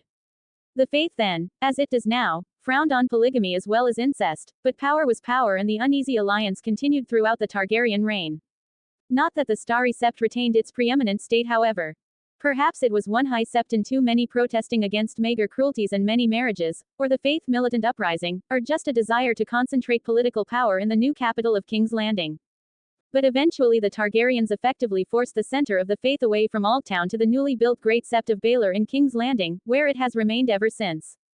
Regardless, I wasn't exactly sure what would happen if I made a prayer inside such a holy place, for the faith of the 7. Worst case scenario, I would receive nothing at all. Best case, I was expecting to level up my cleric or paladin title. I did not know you were a religious man, boy, dear nephew. Tyrion remarked while both Davin and Sandor remained silent, admiring the Sept in their own way. Religion is often regarded by the common people as true, by the intellectuals as false, and by the rulers as useful. I replied with a serious yet friendly manner. Though I would be dishonest to dismiss how it helps me better appreciate the beauties of creation. Always the philosopher, E.H. Tyrion chuckled while noticing Pia showing admiration over my words, but eventually conceded to my point. So let us behold this, Sept. Sandor merely shrugged, never actually complaining about where he followed me, but also never appearing completely satisfied either. As for Davin, he seemed to concentrate on something while observing his surroundings. My guess was that he had seriously taken my advice to improve Lannisport by comparing it to other cities to the letter, and from the looks of it, he might be considering how he would pitch it to his father. Regardless, as we stepped in the Starry Sept, a heavenly music alerted my divine sense as I felt my entire sight suddenly change. Smoky black clouds of something ran over my vision, obscuring everything from sight. Expecting another trip to the Westerosi version of Mount Olympus, only to find myself in between black clouds and floating debris of marble, witnessing 3 constellations appearing before me. A memory of playing the Elder Scrolls V. Skyrim flashed through my brain. It looked just like how the skill trees did in that amazing game, although I didn't remember them ever looking like the ones that were in front of me. The constellations were blindingly bright in my vision, but it soon formed itself into what was obviously an archer, instead of a bow and arrow, a chalice and a dragon, if one was to connect the stars of the constellations with lines. Gazing at my hands, I suddenly noticed I've assumed my starry form without knowing. How come the new gods were contacting me through the trait I got from the old ones? Was it a revelation about this Sept's origin? Or a fortunate coincidence that the new gods were all about a 7-pointed star? Whatever it might be, something wasn't right. You've created a star chart as part of your heavenly studies. A tiny crystal manifested before me, projecting starry patterns as it passed over the light in the background, only to resonate with the holy symbol in my wrist. Both magical items merged together, and the 7-pointed star of polished metal I earned from the new gods became crystal-like. Gazing inside its translucent core, I saw again multiple depictions of constellations, this time countless more than the ones my starry form had. Finding similarities between them and the ones of night sky, in my mind, I understood I've just acquired a new use of my divine points. A flash of radiant light struck out from the palm of my hand, hitting one of the largest floating targets that appeared to be a rock, only to speed it backwards from the attack and make it shine like a shooting star thanks to the mystical light glittering on it. The world changed from the constellations back to normal, though for the brief instant I had been away, no one seemed to notice it. The only proof of anything happening was the new version of my holy symbol in my bracelet, that in an actual shooting star racing through the day sky visible through the roof of the Starry Sept. I'm a lucky bastard, I get it. I thought before immediately beginning my prayers for the 7 that were won while activating my bomb of peace. Reciting the usual trappings, thanking the mother for her mercy and peace, the father for his just judgment, the warrior for his protection and strength, the crone for her wisdom and foresight, the smith for his blessings on creation and craftsmanship, the maiden for both love and beauty, and finally the stranger for its sheltering of the dead. Prayers and thanksgivings done, we moved on. What else was there to say about this great city? In truth, it was so sprawling and ancient that my small party and I could talk for hours as we traversed the cobbles and gazed at the sights, but perhaps it was worth noting once again the durability of this place. Many times it has been nearly wiped out only to return stronger than ever. Way back in the Age of Heroes, piracy and reaping became such a problem for the city that it is said that one pirate, Giles the Woe, was said to have carted away 3/4 of its population into slavery. I assumed Tyrion's place as our informal guide, surprising him with a bit of history he wasn't expecting me to be aware of. Can you believe it? That's crazy. Only the Hightower stood strong against it. Stronger defenses were built as a result and the city recovered. From the eyes of both Lannister I quickly understood I was touching a nerve there, so I quickly switched focus away from pirate raiders that might remember them of the Ironborn. Even in living memory, the Grey Plague wiped out half the city and 3/4 of those in the Citadel. Lord Quentin Hightower ordered the city to be sealed off and all the ships burned as a quarantine procedure. These drastic measures worked. The plague was contained, but the small folk who survived didn't see it quite that way and Quentin Hightower was murdered by a mob at the very day he lifted the quarantine. Not very popular, was he? Tyrion scratched his head awkwardly. It's all in a day's work for most rulers, my father taught me. Davin remarked, aiding Pia who was now stretching her legs, clearly already tired of roaming around a second day in a row. I acknowledged both comments with a nod. And still, the city recovered and the Hightowers ruled on. Perhaps ending things here earlier was the best way to conclude the segment Pia would be making us company. My companions were becoming bored in any case to walk aimlessly around, so I had Pia take the ship back to Battle Island, only to finally notice another obvious fact of this city. House Hightower personified by the Hightower itself loomed over this city, like Castle Rock did to Lannisport, its shadow passed across the streets and houses as the day passed as well. Incidentally, this was how the locals managed to tell the time, for this wasn't just their lord's fortress and an impressive lighthouse for the harbor, it was a giant sundial that guided and shadowed all their days. I could think of no better analogy and comparison for how this astonishing city kept going day after day.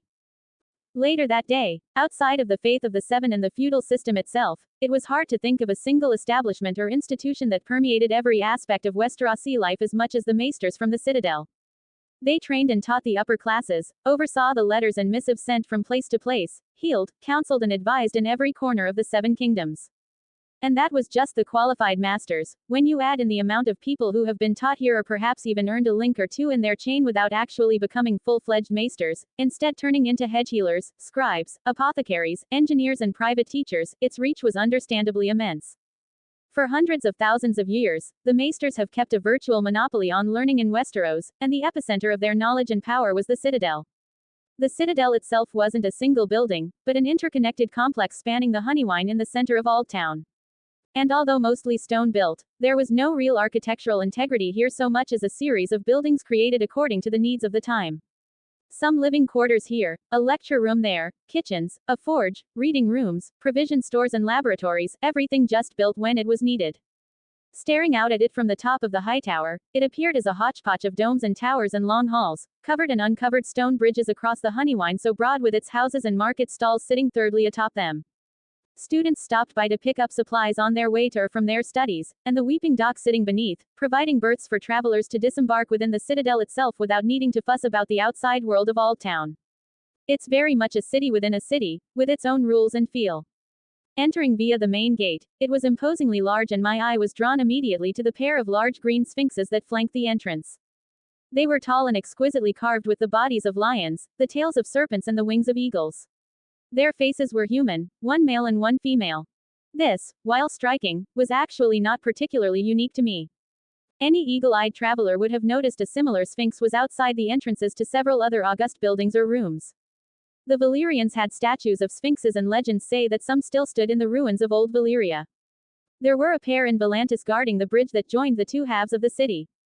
And there was even a pair of sphinxes flanking the entrance to the council chamber back in the Red Keep in King's Landing.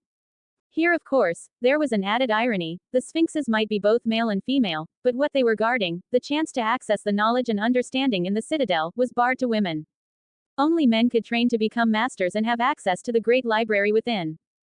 Pycelle had revealed a shared bias in secret to me when I noticed he wasn't teaching everything to Elise back when we were studying together. For better or worse, he wasn't a regular maester, so his mind was easily changed. Though fortunately his initial disinclination worked well in my benefit, since being the one to teach Elise so much not only made our friendship bond grow stronger ever since, but it had also proven an excellent investment of my time and effort to raise that particular skill. In any case, now being led by Gunthor Hightower to this part of the citadel, it allowed us time to notice its bustle of traders, locals and acolytes even at this time of day. This was very much the outward-facing part of the complex, so all were welcomed here. Like everything else in Aldtown, the founding of the citadel was inextricably linked to House Hightower. The exact story was of course lost to legend, but the story I liked the most was of Prince Paramore the Twisted. Tyrion spoke, more focused on me, but not worried that our Hightower guide could also hear him. Paramore suffered for all his life from a variety of maladies that left him bedbound, but although he could not travel he loved to explore with his mind. The Hightowers were rich and influential then as now, and Paramore spent his money lavishly to bring the greatest teachers and intellectuals, magicians and healers, musicians and priests to Aldtown to teach him and share their knowledge with each other. It must have been quite a gathering, I remarked, still wondering how much different things would have been all those years ago. My uncle nodded his head, but showed some signs of sadness in his next words. Paramore's flame might have burned brightly, but his life was short and he died still a young man. His brother, Oregon, could then have decided to release all of these wise men, that he called Paramore's pets, back to wherever they came from. But he didn't. I stated the obvious. The short Lannister nodded again. Perhaps it was out of love for his younger brother or his own love of knowledge, or maybe even something more farsighted. But he granted this motley collection of learned men land in the center of the growing city where they could establish a permanent home for learning and community, and thus the Citadel and the Order of Maesters were founded. I can see you're an admirer of the two brothers. Perhaps if you were the one to live your life building something to be remembered for, Uncle Jamie would do everything in his powers to keep it preserved. I finally mentioned the similarities between them and was surprised to see how much of an impact my advice about taking care of his health had left on him. For those who care about the timings of these things, it's worth observing that Paramore was the son, it is said, of Uthor of the Hightower, he who commissioned Bran the Builder to build the Hightower from stone. So if we are to take all this at face value, all of these things, the founding of the Citadel and the Maesters, the building of the Hightower, the founding of House Stark Winterfell and the building of the Wall, which were also Bran the Builder doing all that, happened in the space of one lifetime, and all remain strong and central parts of Westerosi life today. It was quite an achievement to say the least. Can't wait to surpass it. I believe so. Tyrion finally answered my question, after thinking for a moment about his older brother serving as my father's Kingsguard. Tyrion was already smart enough to understand that even without Jaime as heir, Tywin wouldn't give him Castle Rock so easily. Fortunately, things were finally showing signs of going well between them, that Tyrion allowed himself to be a little more optimistic. Eventually we passed by the Sphinxes, coming immediately into the scribe's half, which was a large court with open booths all around the edges, some of which were filled with bored-looking young men. Noticing the disparity between their stats, I came to an obvious realization. One, that although the Citadel accepted applicants from a range of social classes, with the occasional letter of recommendation of course, not all students accepted were equally gifted. Some would sail through and in a matter of a few years have enough links in their chain to become masters, while others will spend even longer learning just the rudimentaries of reading, writing and so on. Living their lives as novices or acolytes, but really just glorified servants to the maesters. Most, of course, were placed somewhere in the middle. Once a novice had gained the first link in his chain, he may call himself an acolyte, but for many of these acolytes the dream of maestership was still a long way off. Some of these drifted away from the Citadel, to become teachers of merchants, children or scribes to noble houses, but those who remained needed to continue funding their studies somehow. And many choose to do so here, selling their scribing skills, books or whatever from the booths here.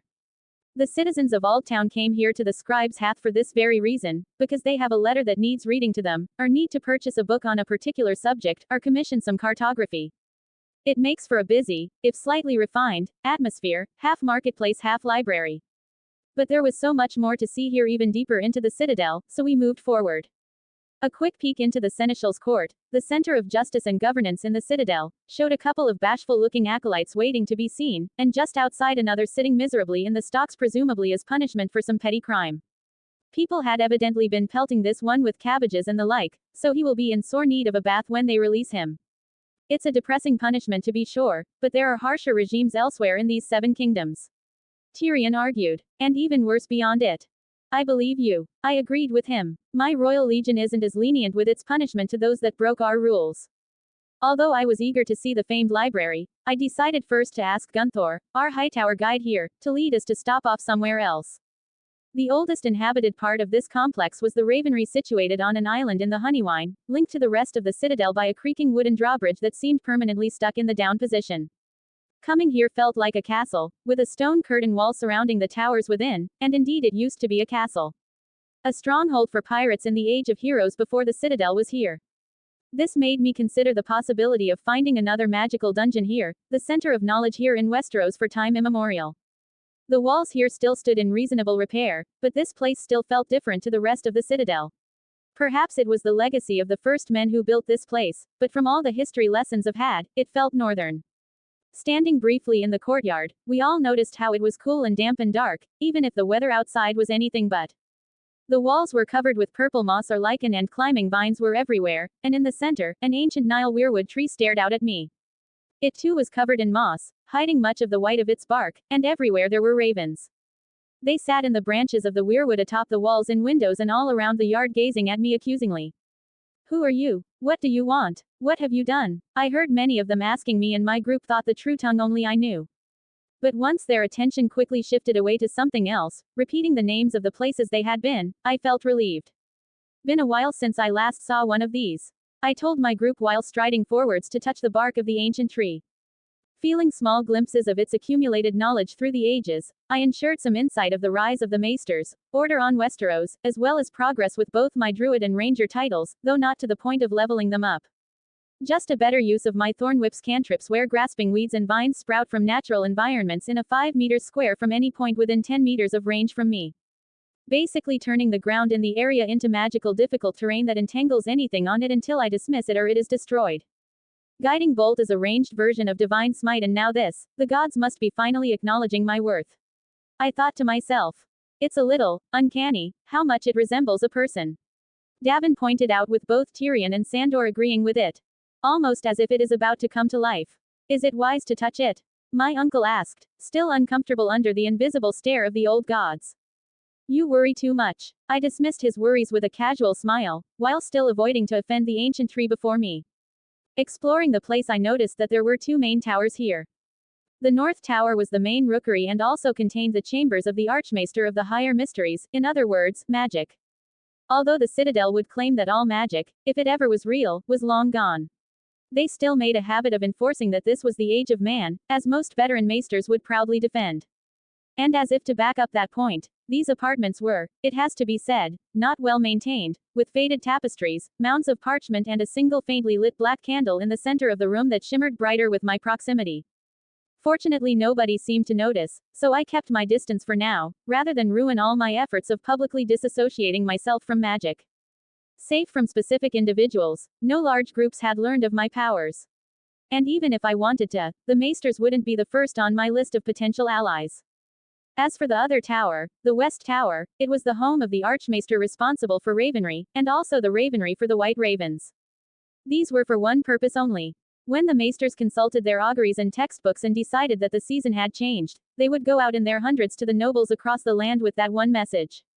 I'm sure the Maesters responsible for that task had been putting these animals to use much more frequently than the decades before my birth, but in the meantime, while the ravens were stuck here, I gathered that the main concern of the Maesters was keeping the white ravens away from their black brethren. They did not get on well, it would appear. And to think that some people still believed that humans, with all of their flaws and misconceptions, were inherently an abomination to nature. Regardless of that, can you believe it? In this low fantasy medieval world, this tower was the closest thing Westeros had to a communication center. Maesters, even Pycelle, spread throughout Westeros, reported directly to this place and followed the orders sent their way. I believe even the Spider would be curious about this network of agents the Citadel had built for itself. In any case, now finally moving on to what I've been eager to see, Gunthor Hightower led us to the massive library the Maesters prided themselves of. This was the beating heart of the citadel, for there were books here that existed nowhere else in the known world, copies of texts from old Valyria, transcriptions of ancient knowledge passed down from the first men, legends, poems, books of science, maps of every corner of the known world, treaties on every imaginable subject. Many were available to all acolytes and welcomed guests, some were locked tight deep in the vaults beneath the citadel, accessible only to a select few. From the individuals allowed here, I confirmed that all this vast expanse of knowledge opening up before me was forbidden to all women. This knowledge was only for men, the maesters so frequently said whenever I questioned them about it, though rarely in such blunt terms. Perhaps as a woman you could cut your hair and dress as a boy and maybe then they would let you in. I doubt these old duffers would even notice. Thinking about you, Alaris. But like the hierarchy of the faith of the seven and the rules of succession for almost all noble houses, this knowledge was barred to women. Which was another reason for not bringing Pia with me here yet. As of noted at the start of this journey, these were the institute oceans that held sway over the realm and they were also the ones that rarely if ever allowed women in formal positions of power. During one of the subsequent nights, the Undercity was basically a subterranean sewer turned squalid and overcrowded district beneath the innermost land in the city of Aldtown, west of the river where the guild halls of merchants and traders lined the river bank. In this underground slum, one could find an unsavory form of recreation such as rat pits, lesser versions which couldn't compare to the large and official fighting pits in Slaver's Bay, and black brothels, of a lower quality, less expensive and cater to an unsavory clientele compared to Chataya's. All of that without mentioning the organized crime that ruled it from the shadows. Suffice to say, whenever the Hightower's beacon was lit and I wasn't up to spend hours locked in the guest chamber the Hightower so gently offered to me, I had plenty to occupy my nights. And let me tell you, in this place hidden from the sunlight, the occasional torch and candle were everything these people had to see anything down here. While some only came down here to engage with the illicit activities available to visitors such as a black market with passing slavers, it was the squalor of those that were born and stuck here that was mostly explored. Westeros was said to be free of slavery, but aside from the servitude in name only that most small folk had towards the highborn nobility, outside the continent most slave traders often knew how profitable some ports of Westeros were. Proven by how far they went to buy slaves from Jorah Mormont, who would so desperately sought to pay for all the expenses and luxuries his second wife, that very same Linus Hightower that has been constantly trying to seduce both Davin and Tyrion during our stay here. Not that the Hightowers cared enough to stop these illegal activities to prosper down here, perhaps they never felt the need to do so, since these criminals paid them enough tribute to look the other way. Even my time back in King's Landing, roaming around Flea Bottom, had shown me that even the crown wasn't innocent of connivance against its own laws. Fortunately I've not only crippled the crime factions there, but left Rhaenys with the task of building something in their place. Our dark guild so to speak, with the likes of rogues, thieves and assassins. This led me to eliminate the competition down here. Stalking in the dark, I was invisible even to creatures with night vision, so the common men had no hopes of seeing me coming, or sometimes even seeing me leaving was easier said than done since my sound and tracks were erased with a bit of key spent on my shadow arts. And shadow stepping all around added so much to the mythical theme I was aiming for. Over here, I finally heard a thug shout while leading a few bandits through a narrow street barely lit by a few torches. No, I wasn't being chased by them. As a matter of fact, I was chasing them, who in return seemed to be searching for someone who robbed something from them. In any event, right now, their motives didn't really matter to me. My main goal was killing a few of them and putting the fear of gods on the criminals living down here. Hearing the men panting heavily while making sound with their steps over the wet pavement, I patiently waited until they tired themselves out from their pursuit. When they finally did it, I shadow stepped to an advantage point from above them and heard one of the bandits curse. Shit, 7 hells. That brat, he really bit me and it's fucking hurting. He turned to the others and remarked with malice. When he's caught, I'll be the first to have fun with him. There's no fun or anything on a brat like that. And if it weren't for your stupidity, he wouldn't have gotten away. Another replied back, showing discontent for having to be here looking for someone who had no business roaming free anymore. The previous one groaned at them and turned to ask a bystander beggar who sat leaning against one of the walls. Hey, there's a dirty little kid over here, right? Those are the only kinds around here. The beggar in his mid-20s replied, nonchalant about the threat these men posed to him. You must be one of the scum of this area. A rat, isn't it? The leading thug spoke up, walking towards the beggar. Scum. The beggar repeated the thug's insults before staring back at him in defiance. Which of us are? Right then, before the two could exchange more words, the thug seemed to finally spot who he had been searching from a distance, lying unconscious on an alleyway due to exhaustion and malnutrition. Hey, I found him. He announced it to his group, completely ignoring the beggar's behavior towards him. As he was about to walk towards the passed-out boy, and I prepared myself to slaughter him while disguised, we were both surprised by the reckless attack of the vagabond towards the leader of these criminals. Erg. He stabbed the thug's exposed neck with an improvised weapon, which appeared to be a shiv, only to be immediately pushed back by the criminal's quick punch with his metal knuckles glove. The vagabond took a hard blow, losing a couple of teeth, but the damage to his target was already done and soon the thug dropped to the ground, grasping his throat while struggling to not drown in his own blood. Who is the scum here, you sick fucker? The vagabond spat blood on his dying victim and dropped to the ground while the group of bandits rushed to avenge their fallen leader. Only after noticing that the beggar didn't seem to have acted with a plan for what to do next, I intervened by dropping over the quickest opponent of the group and doing my best copy of the iconic air assassination. Before the remaining criminals could waste their breaths asking who the fuck I was, I dashed forward, teleporting with each stride, and made short work of them, brutally killing the worst of them by my observed's description while maiming the rest that was almost as bad. The bloodbath was over before the stunned beggar could recover his senses. A brief silence fell between us as he witnessed the bloodshed. Why you, who? He could barely say anything as blood began to bleed out of his mouth. Placing my hand over the man's face, easily overpowering his scrawny and hesitant figure, I used my lay-on-hands power and healed him immediately. Sensing how his smell announced his ignorance to hygiene, I subtly casted thaumaturgy to magically clean his body and clothes. By the gods, a miracle! The beggar claimed before dropping to his knees and praying for his gods as I read the window that popped up from using observe on him. Tick. Rat thief of the UNDERCITY. Level 9. POW 9. End 6. Mob 10. Int 13. STL 20. Def 1 asterisk worn out clothes. Plus 10% weather damage resistance. Beggars are the homeless and hopeless wretches that eke out a meager existence at the fringes of society in cities and towns. Some are once farmers, craftsmen, or other working folk stricken blind or lame, while others are orphans from birth, subsisting on alms and charity so long they have known nothing else. This agile vagabond carries a single shiv he had crafted himself from scraps. Beware his courage to stand his ground though. Tick is an orphan and bastard of a foreign sailor of Bravos with a common whore. He steals and kills for necessity only, unless he comes to face the militia in charge of the Undercity. He is a member of the unofficial militia of thieves that is trying to make life in the Undercity more bearable. He fervently hates slavers more than anything else, due to his religious beliefs that it is a heinous crime to the gods and is willing to risk his life to kill any that crossed his path. Rise, my good man, your devotion to the gods speaks volumes of your worth and your cause is just. I said while oozing the charisma of a holy man despite my roguish attires and menacing voice. What's your name? Tick. I go by Tick. The man quickly replied, now admiring my image as if I was a literal god. I admire your bravery, Tick. But I would like to encourage you to not throw your life away like this again, you are not worthless. I told him, using my bardic inspiration to mark it into his brain. Be assured that your cause down here is just. Quickly looking at the kid that caused all this foos, I was surprised to read his name.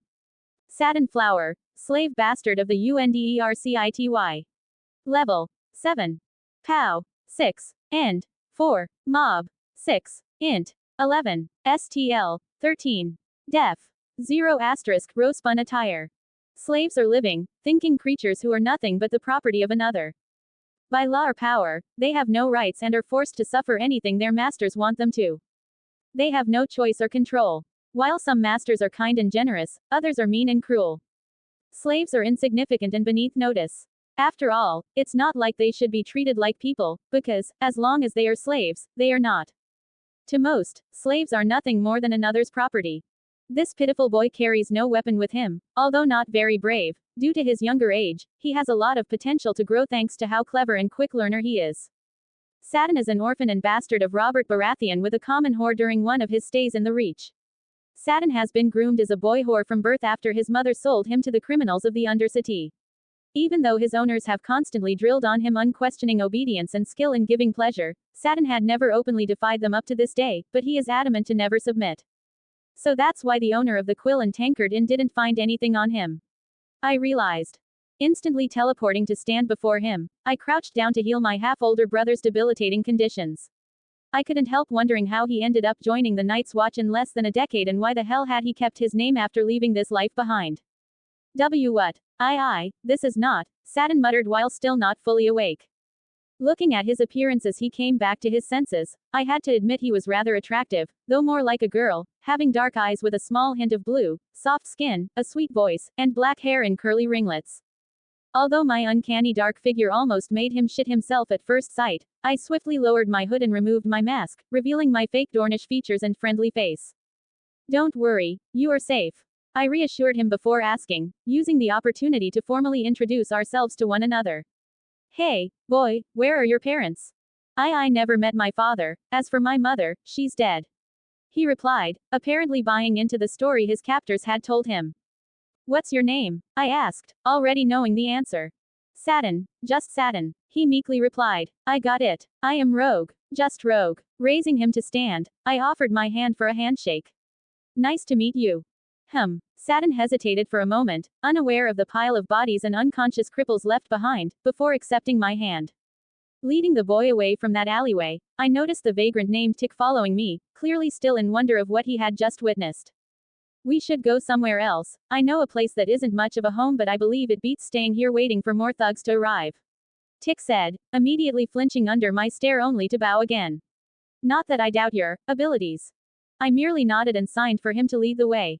Eventually we reached, after entering a barely illuminated labyrinth of tunnels that seemed recently carved in comparison to the rest of the Undercity, occupied by more beggars I came to recognize as Tick's companions, and I had to say it was less than I had anticipated.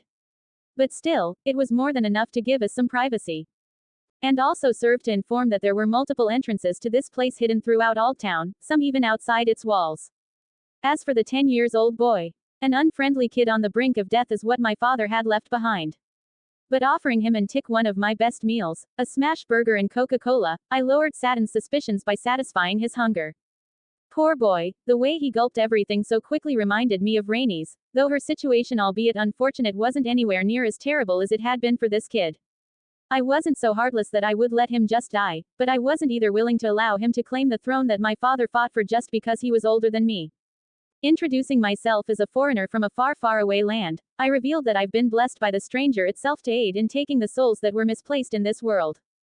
From that night onwards, every time I came to visit I found out there was so much I had taught both him and Tick. Things like how to grip a weapon or how to get along with people and say hello, as well as how to swing a deal and how to swing a blade.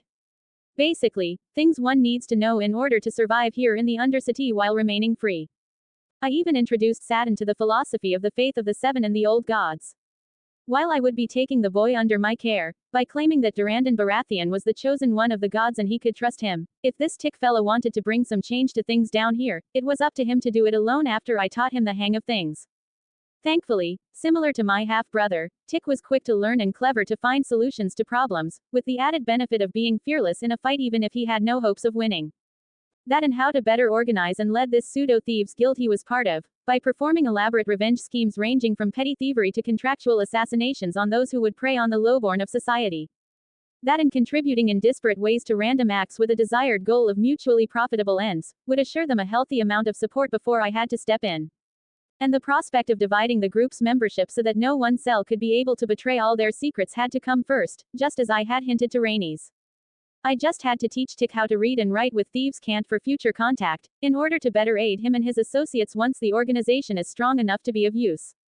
Like establishing a rhythm to their actions, vanishing from enemy pursuit, harassing their complacency and earnestly striking whenever they showed signs of weakness.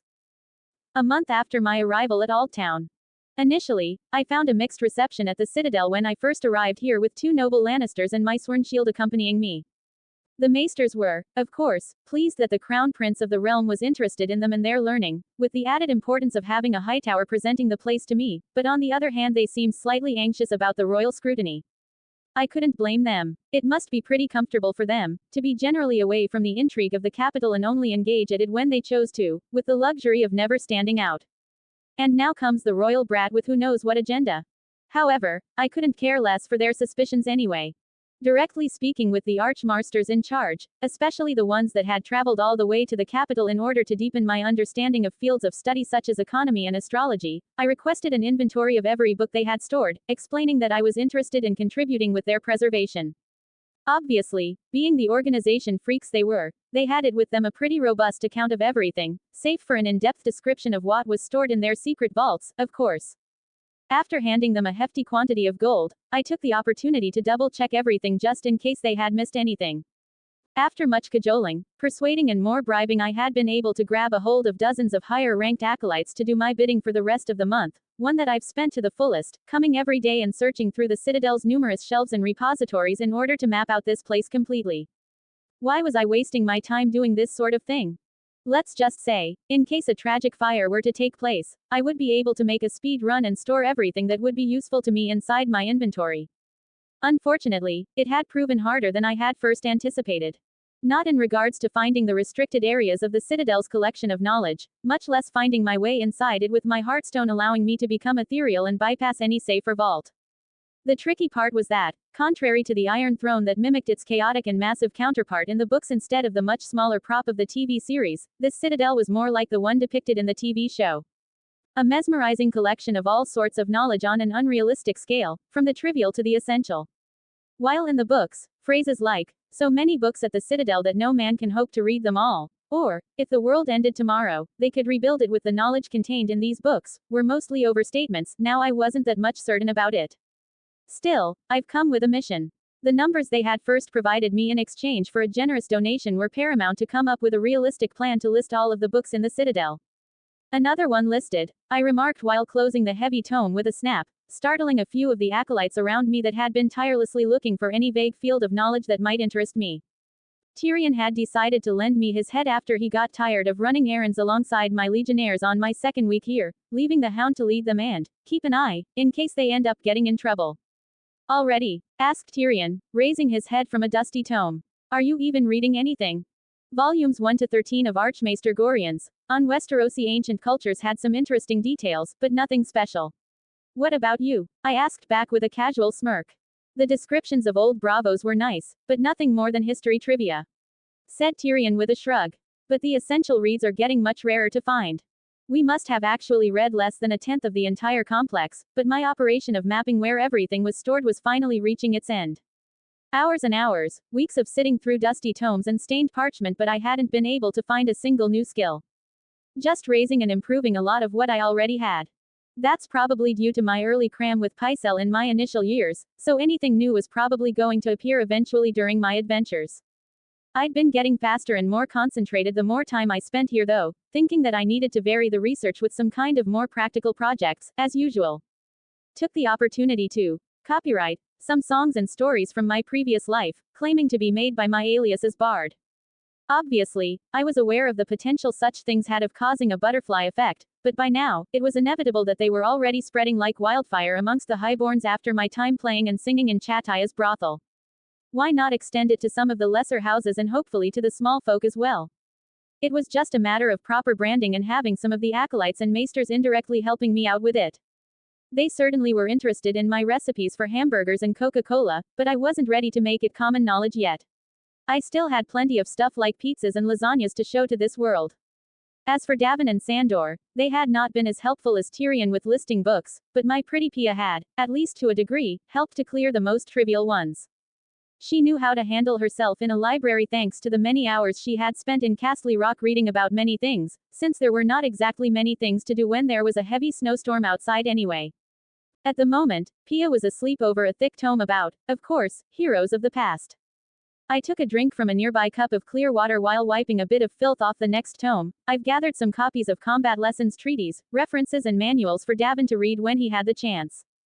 Another section has been listed in our books, I said after opening the tome while receiving a written report from the acolytes I had working for me. I took a deep breath before sighing again. Our work was finally approaching its end. "So, Uncle, I've been meaning to ask you." I decided to change subjects for a change. "What is your honest opinion of my stories?" Tyrion raised an eyebrow at my sudden question, but quickly came up with a proper response. "You are a very radical storyteller," he remarked, closing the tome he was inspecting and wrote its name alongside a brief description in one of our books. "To my knowledge, you don't follow the literary standards of our time, demonstrating a preference for your own style. Which is both your strength and weakness." Interesting. I pondered for a moment at his words. "Please, explain it to me." This time Tyrion was the one to sigh. "You constantly divert from plot and narrative to dwell on a person, place or thing, often simply because you wanted to. You also pause the flow of the story to linger on songs and myths. Your great heroes and battles are most often secondary plot lines. He raised a pretty good argument. In the tale you call The Lord of the Rings, you've been clear that bigger, better things happened before what was happening in the story you were actually telling. History is certainly central to your stories, often making the main narrative feel like a lesson. All of these things run counter to what one would expect from any novel. Tyrion got up and placed the tome back to its place on the shelf. If I was someone who thought he was getting to hear about a fantasy story about flawless heroes defeating a villain that was evil for the sake of being evil, your tale would not be it. It is difficult, formal and straight-out academic reading at times. I see. I acknowledge his point, understanding my limitations in mimicking the work of others. But in my opinion, Tyrion continued, all of those are also the reason your storytelling works so well to me. With this particular tale about this place named Middle-earth, you were less interested in narrative fiction than you were in world building. The former serves the latter. The totality of your effort is precisely what makes it, ultimately, so immersive. And the fact that it breaks with norms so much is part of what allows me to experience it as something more realistic than most fantasy stories. You make a fair argument. I replied in acknowledgement. Perhaps you might consider writing something. I certainly would like to see what you can come up with. Tyrion chuckled and shook his head. I'm sorry, my dear nephew, but I'm more of a reader than a writer. If you say so. I shrugged my shoulders before standing up and stretching. I believe it's enough work for a day. We are so close to the end, it would be best to not rush it now. I turned towards the sleeping Pia. Wake her up, please. It simply will not do to have her not sleep well after all her good work. Tyrion smiled, walking towards the girl I've managed to sneak inside the citadel. Poor lass, she has certainly tried her best to help us out. Even going as far as disguising herself as a boy. Indeed, the people from here must be completely blind to mistake her pretty face for the one of a boy. I remarked with a smirk, even if someone had suspected anything, I doubt they could do anything to stop me from having her tagging along. I at least had her whereabouts prepared in case the Hightowers ever came to suspect anything. We should probably go see Clegane and Davin. Hopefully my sworn shield hasn't killed anyone yet. Oh, he certainly has. Tyrion argued back while gently shaking the drooling Pia awake. Let's just hope it's not one of your men. I nodded, smiling at Pia's cute sleepy face, and the three of us left that section of the citadel. It was right there, walking through the wide corridors of the citadel, that my observe skill drew my attention to an individual with jangling chains I hadn't considered searching for here of all places. He was tall, slightly stooped with crinkles around his warm brown eyes. With gray hair, a lean frame, and looks fatherly. His robes were pristine and well sewed, with an impressive maester's chain around his neck. Qyburn, Maester of the Citadel. LV. 30. Race. Andal. Allegiance. Knowledge. PWR. 12. End. 14. Mob. 12. Int. 40. STL. 20. Def. 2 Maester clothes. Qyburn currently studies at the Citadel and is as skilled a healer as Ebros, the Archmaester at the Citadel who tests novices seeking their link in the arts of healing. However, he currently seeks to surpass the Archmaester and instead of opening dead bodies to discover the secrets of the living as the Citadel has done for centuries, Qyburn is currently opening living bodies to discover the secrets of death. He believes it helps him better understand the nature of life and death better than any man in Aldtown. He has respect for Marwyn of the Citadel, the only Archmaester who favors Qyburn's way of thinking about the residue of souls after death, but he is starting to perceive the other Archmaesters as gray sheep. Qyburn is clever and loyal, but also amoral and ingratiating. To my knowledge, it was never stated when exactly he was exiled from the Citadel, but by the time of the War of Five Kings he was ready to join the brave companions in Essos. What a fortunate turn of events. Having spent around a month here, by sheer coincidence we came face to face in the halls of this massive institution. Uncle, please take Pia safely back to Hightower's castle. Our carriage must be waiting just outside the Citadel. I asked him, signaling for my disguised Death Knight to follow me, while keeping my eyes on the peculiar man. I need to settle a few matters so we can take our leave in a couple of days. Sure thing, Don. Tyrion nodded, aware of the trust I had in him, and thankful that I had accepted his recommendation of getting a means of transportation since I was coming here so often. Approaching Qyburn, I called for him. Excuse me, Maester Qyburn, may I have your attention for a moment? His eyes betrayed his surprise at noticing I knew him by name. Oh, of course, my prince. I'm always happy to help. Qyburn managed to reply, completely halting his movement and immediately dedicated his full attention towards me. Excellent. I smiled in return. I was told you would be the perfect man to help me deal with my weakness here. The old man's expression faltered, showing confusion but still compelling him to ask. And what that weakness might be, my prince. I approached him even more, after making sure that I wasn't being watched by anyone else, making it appear I was sharing a top secret with him. Curiosity. Curiosity, Qyburn repeated, clearly having not expected such a response. I'm afraid so. I nodded with a serious face, hiding my grin with my player's mind perk. You see, I've been having classes with what I was told were the best learned men this institution had to offer since after my first name day. And now I've memorized so much that I'm confident I could make my own chain of links, with each one attesting to my mastery, or at least what these withered old men here in the Citadel consider mastery, of a different area of study. The old maester's head seemed to be about to explode after considering the implication of both my description of the maesters of the Citadel and my high intellect despite my much younger age. Don't get me wrong, I'm not completely invalidating what has been taught to me. I spoke before he could ask another question. But I've come to realize the massive flaw with the order of the maesters. Only one maester in 100 forges a link about the higher mysteries. Only one maester in 100 has the sense that gods gave a goat. Qyburn actually chuckled at my comment, probably having thought the same thing himself. You're wiser than most archmaesters, my prince. No one has performed true magic in centuries. We merely sit in a room mumbling over a candle of dragonglass, trying to make it catch fire. Even now that they are finally burning again, after a sleepless night of failure to make anything out of it, we are expected to admit to our own limitations. To win the link, we are supposed to lose our curiosity. The old man began to open up to me while I drew him to a better place for us to have our talk. I've heard you never did. I suddenly replied, knowing I finally got him where I wanted. I beg your pardon, my prince, the old maester made a curious face. But who told you that? A group that's tired of the world that the Order of Maesters are building. The same maesters that studied without learning and proudly passed down the same knowledge that was passed down to them, with no addition. I hooked him. Just then I knew he was ready to accept my offer. The Alchemist Guild is once again growing strong. I finally announced after making sure through my mental map that no one was nowhere near of us. And they're interested in what you've been learning in secrecy. Aye, Qyburn stuttered, unable to find words to answer. Make no mistake, Qyburn. I added while briefly dropping the illusion on the face of my Death Knight, making it seem I just pulled a faceless man stunt, and displayed it as a treasure. Magic is coming back, the maesters like it or not. Qyburn immediately shifted his gaze towards the undead's face. His intense gaze immediately gave space for a satisfied grin, displaying his hunger for knowledge already kicking in. How can I serve you in the guild? He kneeled before me, and through my observe skill, I've noticed I've earned his devotion. With luck, I can make him and Pycelle get along well with Wisdom Haline once the Citadel and the Conclave of Archmaesters is no more.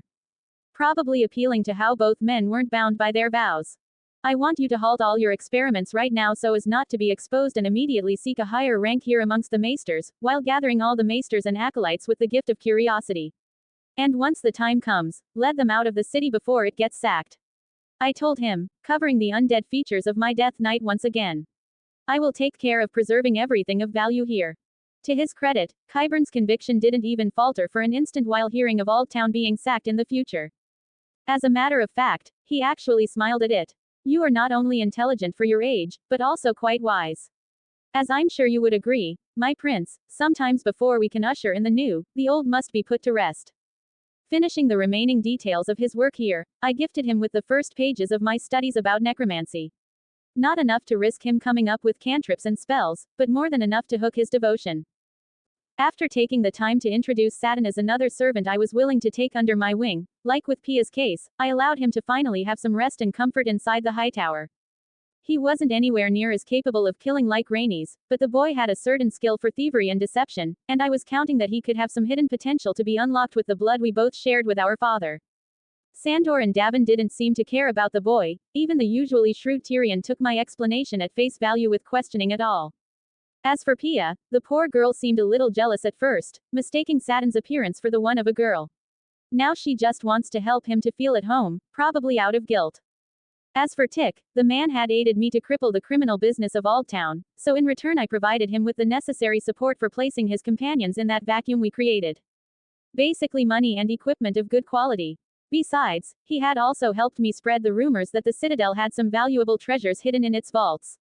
One of my glimpses of the future had informed me that it would be beneficial to me in the long term, which was fairly rare for my portent feature. It now fell to Tick the responsibility of managing his group and not becoming worse than the slavers he had fought against. though the usual resistance of those no longer in power and control of the Undercity was already expected by both of us. Now, with Pia introducing Saturn to their duties and Tick being allowed time alone without my presence, I took the opportunity to delve into the magical dungeon hidden underneath the citadel.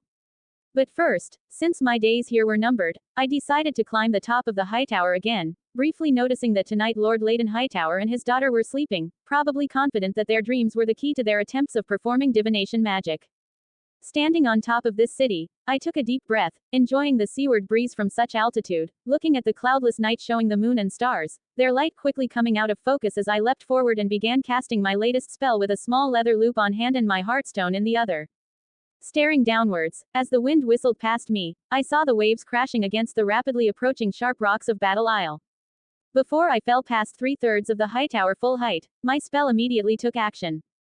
Levitation LV1, 0%. Second class transmutation spell. One creature or object of your choice that you can see within range rises vertically, up to 6 meters, and remains suspended there for the duration. The spell can levitate a target that weighs up to 250 kilograms. The target can move only by pushing or pulling against a fixed object or surface within reach, such as a wall or a ceiling, which allows it to move as if it were climbing.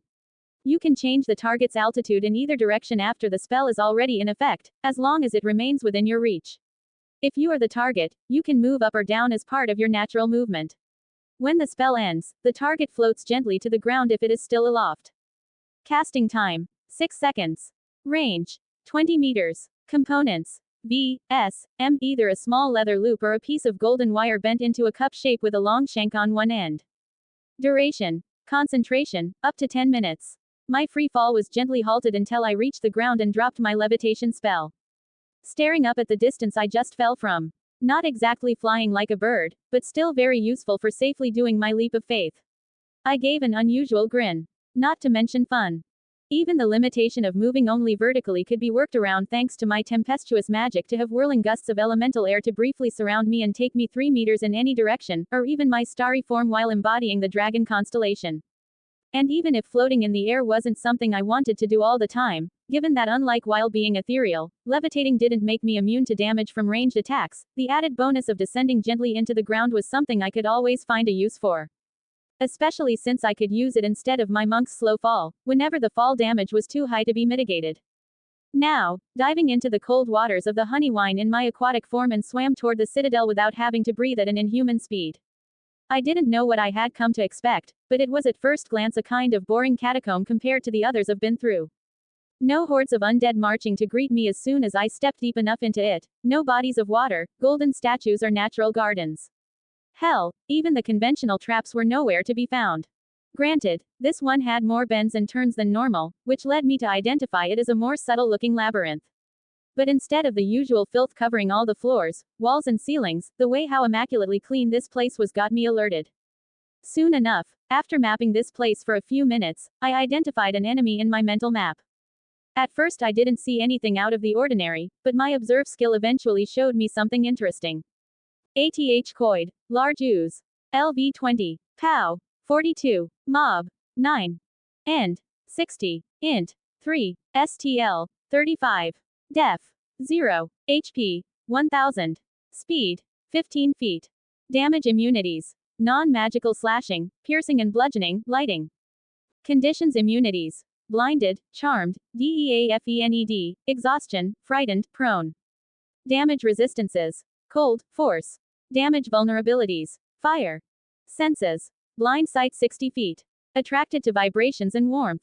Languages. None. Ooze nature. Natural immunity to non-magical slashing, piercing and bludgeoning damage. The athcoid takes up its entire space, hence why many call it a gelatinous cube as it is usually found in underground tunnels. And its malleable body can fit inside any space 1 inch wide. Engulf. It can momentarily dash towards its prey and attempt to forcefully engulf it, restricting its movement and not allowing it to breathe while also constantly dealing acidic damage. Transparent. Even when it is in plain sight, it is very hard to spot, and can easily be entered by any creature unaware of its presence. Pseudopod. Melee attack that deals poisonous damage and has a chance of paralyzing the target and making it easier for the athcoid to feed on it. Funny how after knowing what I was looking for, I could finally see it. Giant, quivering, cube of acidic slime lumbering and scouring through the halls and passages of the dungeon like a living Roomba's trap, sucking everything in its path, whether it's dust particles and moss, small rats and bugs, or actual creatures that were unfortunate to enter its hunting grounds, devouring and dissolving all soft living organic tissue into nothing. Got you, I said, immediately hurling 8 beams of my Eldritch Blast, 4 crackling loud beams from each hand. Minus 80 HP. 921 thousandths HP. The creature ate all of them, sponging the magical damage I threw at it like a pro.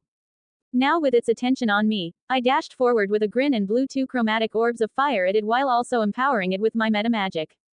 Minus 5 megapixels. Minus 640 HP. 281 thousandths HP. Nice. I quickly celebrated while noticing how much I hurt it, as the slime began to boil and melt. The ooze attempted to get me with one of its pseudopods, but I quickly dodged all of them, only to finish things by hurling another point-blank twined chromatic orb. The gelatinous cube exploded and evaporated, leaving nothing behind.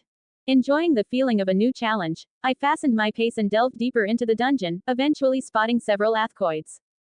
Somehow, while standing still, hidden in the frequent alcoves and pit traps spread throughout this place, its transparent nature was almost impossible to notice with regular senses, making it a formidable ambusher that quickly engulfs any prey into its acidic body. Especially those sneaky bastards that drip from the ceilings. I have no idea how hard it would be for me to swim out of them, but I wasn't that curious to let them catch me either. Interestingly, while testing the effectiveness of my Valyrian steel weapons against these oozes, I found that their pseudopods weren't that much of a threat to deal with. Just pivoting whenever the tendrils came my way and cutting them out was more than enough, though I had to be aware how acidic the slime fragments became once separated from the main body. Aside from ambushing, they didn't seem to possess any other type of tactics or self-preservation, merely sliding towards their next meal in a very predictable manner. Drawn to warmth and movement, and ignoring cold and unmoving objects, it was very easy to bait a large group of them to a barrel of my alchemist fire. Boom. I got plenty of XP once the last athcoid was dealt with. And to my surprise, from the mass killing I just caused, I found a single small ooze barely alive, probably the only of its kind further enough from the explosion my alchemist fire caused to survive. Retrieving a glass jar out of my inventory, I stored the little blob inside and saved it for future studies. These creatures must be hella scary for regular people. I acknowledged, immediately thinking about a fictional plot for one of my own stories. Just imagine being lost in a cave, when you hear a squish, prompting you to immediately light your torch and look around. Only to see a cube that looks like it's made of jelly, but with bones inside it. It creeps toward you as you back away. You trip, and your foot is stuck under a big rock. You scream for help as the cube absorbs you, trying desperately to rip it open from inside, but failing miserably. The last thing you see is the cave, blotted out from the blue of the gelatinous cube. After writing that for later, I finally found the entrance to the treasure room of this dungeon. However, surrounding the entrance frame, a massive shelf covered the entire wall. At first glance, one would be forgiven for thinking that this was the treasure that they've earned after finding their way past the athcoids, given it was covered by expensive-looking jewelry. But I knew better, since my mental map warned me that there was a crowd of enemies right before me. Using Observe to learn what I was dealing with, I got Mimic, Small Shapachamger, LV 20, POW, 45, Mob, 46, End, 39, Int, 15, STL, 40, Def, 0, HP, 700, Speed, 10 feet, Damage Immunities, Acid, Conditions Immunities, Prone, Senses, Dark Vision 60 feet, Languages, only a few words of several languages. Shape Changer. The mimic can polymorph into an object or back into its true, amorphous form. Its statistics are the same in each form. Any equipment it is wearing or carrying isn't transformed. It reverts to its true form if it dies. Adhesive object form only, the mimic adheres to anything that touches it and makes all attempts of escape much harder. A huge or smaller creature adhered to the mimic is also grappled by it. False appearance object form only, while the mimic remains motionless, it is indistinguishable from an ordinary object. Pseudopod. Melee attack that deals bludgeoning damage and has a chance of activating its adhesive ability. Bite. Melee attack that deals piercing and acidic damage. These shape-changer predators and their ability to alter their form in order to lure their prey. I sighed as I approached the group of mimics. Thankfully, from my previous knowledge, they didn't seem inherently evil or vindictive. I thought before throwing pieces of meat for them to eat. They are just animals that are trying to eat to survive. Mimics are very bitey, hungry little critters by nature, and most of them are food motivated. Basically, if the oozes of Faced were more solid and intelligent than gelatinous and brain dead. Why else would they risk eating adventuring parties? Food, Good, many of them replied, coming out of their camouflage before staring at me. Witnessing these piranhas quickly devour all the food I provided them, I got the danger they would be to an ignorant prey, especially if they all jumped together. More. A couple of mimics attempted to bite me after dropping to the ground, only to be crushed beneath my armored feet. Hungry. Another slightly larger one was dumb enough to make the same mistake, by jumping down from its higher place on the shelf with its mouth open, and I immediately made it pay by showering it with my eldritch blast. Anyone else? I asked, exhaling my frightening aura at them with my cold stare. While most of the others either scurried away like cockroaches, by dragging themselves over the walls and ceilings, or shape-changed back to their disguises while still trembling in fear, one smaller mimic stood out and carefully approached me. Sorry, no eat you. Want, make, deal. I hear it actually attempting to bargain, with each word mimicking a different voice and tone. Obey, you, feed, me. I had to raise my eyebrow at that. This one was actually more intelligent than I had first anticipated. What's your name? I asked. Gobble, it muttered before asking. You. Master, is fine, I casually answered. SSS, TRRRR. Gobble failed to pronunciate, only to succeed in his second attempt, though this time he spoke with my voice. Master. It's weird, but I will allow it. I shrugged. Will you obey me if I keep feeding you, Gobble? Is that it? I questioned, wanting to make things clear between us. Yes, it replied with its mouth filled with sharp teeth and long tongue as we shared stares and I looked for signs of deception. All right, I accepted, throwing a succulent piece of meat I had cooked myself. Better find a more convenient disguise though. As the creature munched the food I gave it, it immediately turned into a small pouch of coins made of black leather. Oh, Shadow and Paige have a new friend. I mentally chuckled before picking the seemingly normal pouch up, momentarily testing how trustworthy was the word of a mimic while also appreciating its shape-changing skill. Stick to my belt. I ordered it, and the mimic did as it was told. You can take a finger from anyone that tries to pick you without my consent. Yes, master. The pouch of coins manifested a mouth and one red eye while replying, but camouflaged again soon after. I want to see anyone trying to pickpocket me, only to lose a finger or two without knowing why. I grinned and moved to open the treasure room of this dungeon. Taking the opportunity to use my arcane lock spell on it to seal the entrance shut once again, I made sure that none of the mimics I spared would disturb me. Finally inspecting what I've earned for this quite lucrative dungeon, I was once again reminded that it wasn't for nothing that the Citadel was considered the greatest repository of knowledge in the known world. From all the cultural background and importance the high towers had to its foundation, the chamber before was just as large as the one under Highgarden and Castle Rock, offering a pretty large work office I could use for future studies and lectures I could provide to my chosen disciples. A large vault, carved out of smooth yet simple stone, with plenty of shelves of many floors covering most of their surfaces, save for 6 large blackboards, similar to the ones found in the Citadel and schools of my previous life. Only these ones had arcane knowledge written all over them. Blackboard of Intermediate Abjuration. Would you like to absorb the knowledge it possesses? Yes, no. Without wasting a second I pressed yes, causing the annotations before me to fade away as if a strong breeze had cleaned it off and the arcane knowledge was immediately absorbed into my mind. Abjuration Magic. LV 40, 0%. How much you understand about the arcane knowledge of the School of Abjuration. Quickly walking towards the next panel and repeating the same action and felt the influx of more knowledge to flood my mind. Transmutation Magic. LV 40, 0%. How much you understand about the arcane knowledge of the School of Transmutation. More. Conjuration Magic. LV 40, 0%. How much you understand about the arcane knowledge of the School of Conjuration. Don't stop. Enchantment Magic. LV 40, 0%. How much you understand about the arcane knowledge of the School of Enchantment. Hell yeah. Evocation Magic. LV 40, 0%. How much you understand about the arcane knowledge of the School of Evocation. Unlimited. Illusion Magic. LV 40, 0%. How much you understand about the arcane knowledge of the School of Illusion. Poaware. I felt the surge of magical knowledge to go past all the limits I found during my long studies with Paige.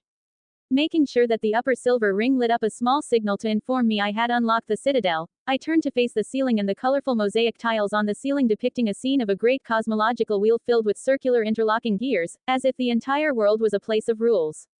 Law and process. Organization above all. Ignoring the fact that gears like those seemed a little out of place in this world, I dismissed it for later and focused on something else. Where is the intermediate knowledge of both divination and necromancy? I thought while desperately inspecting the empty shelves.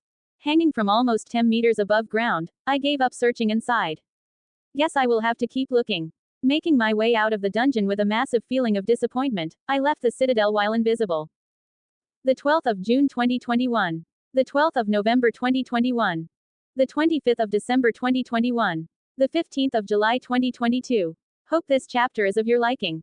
Anything you wish to ask or suggest, feel free to do so. Check out my auxiliary chapter if you still haven't.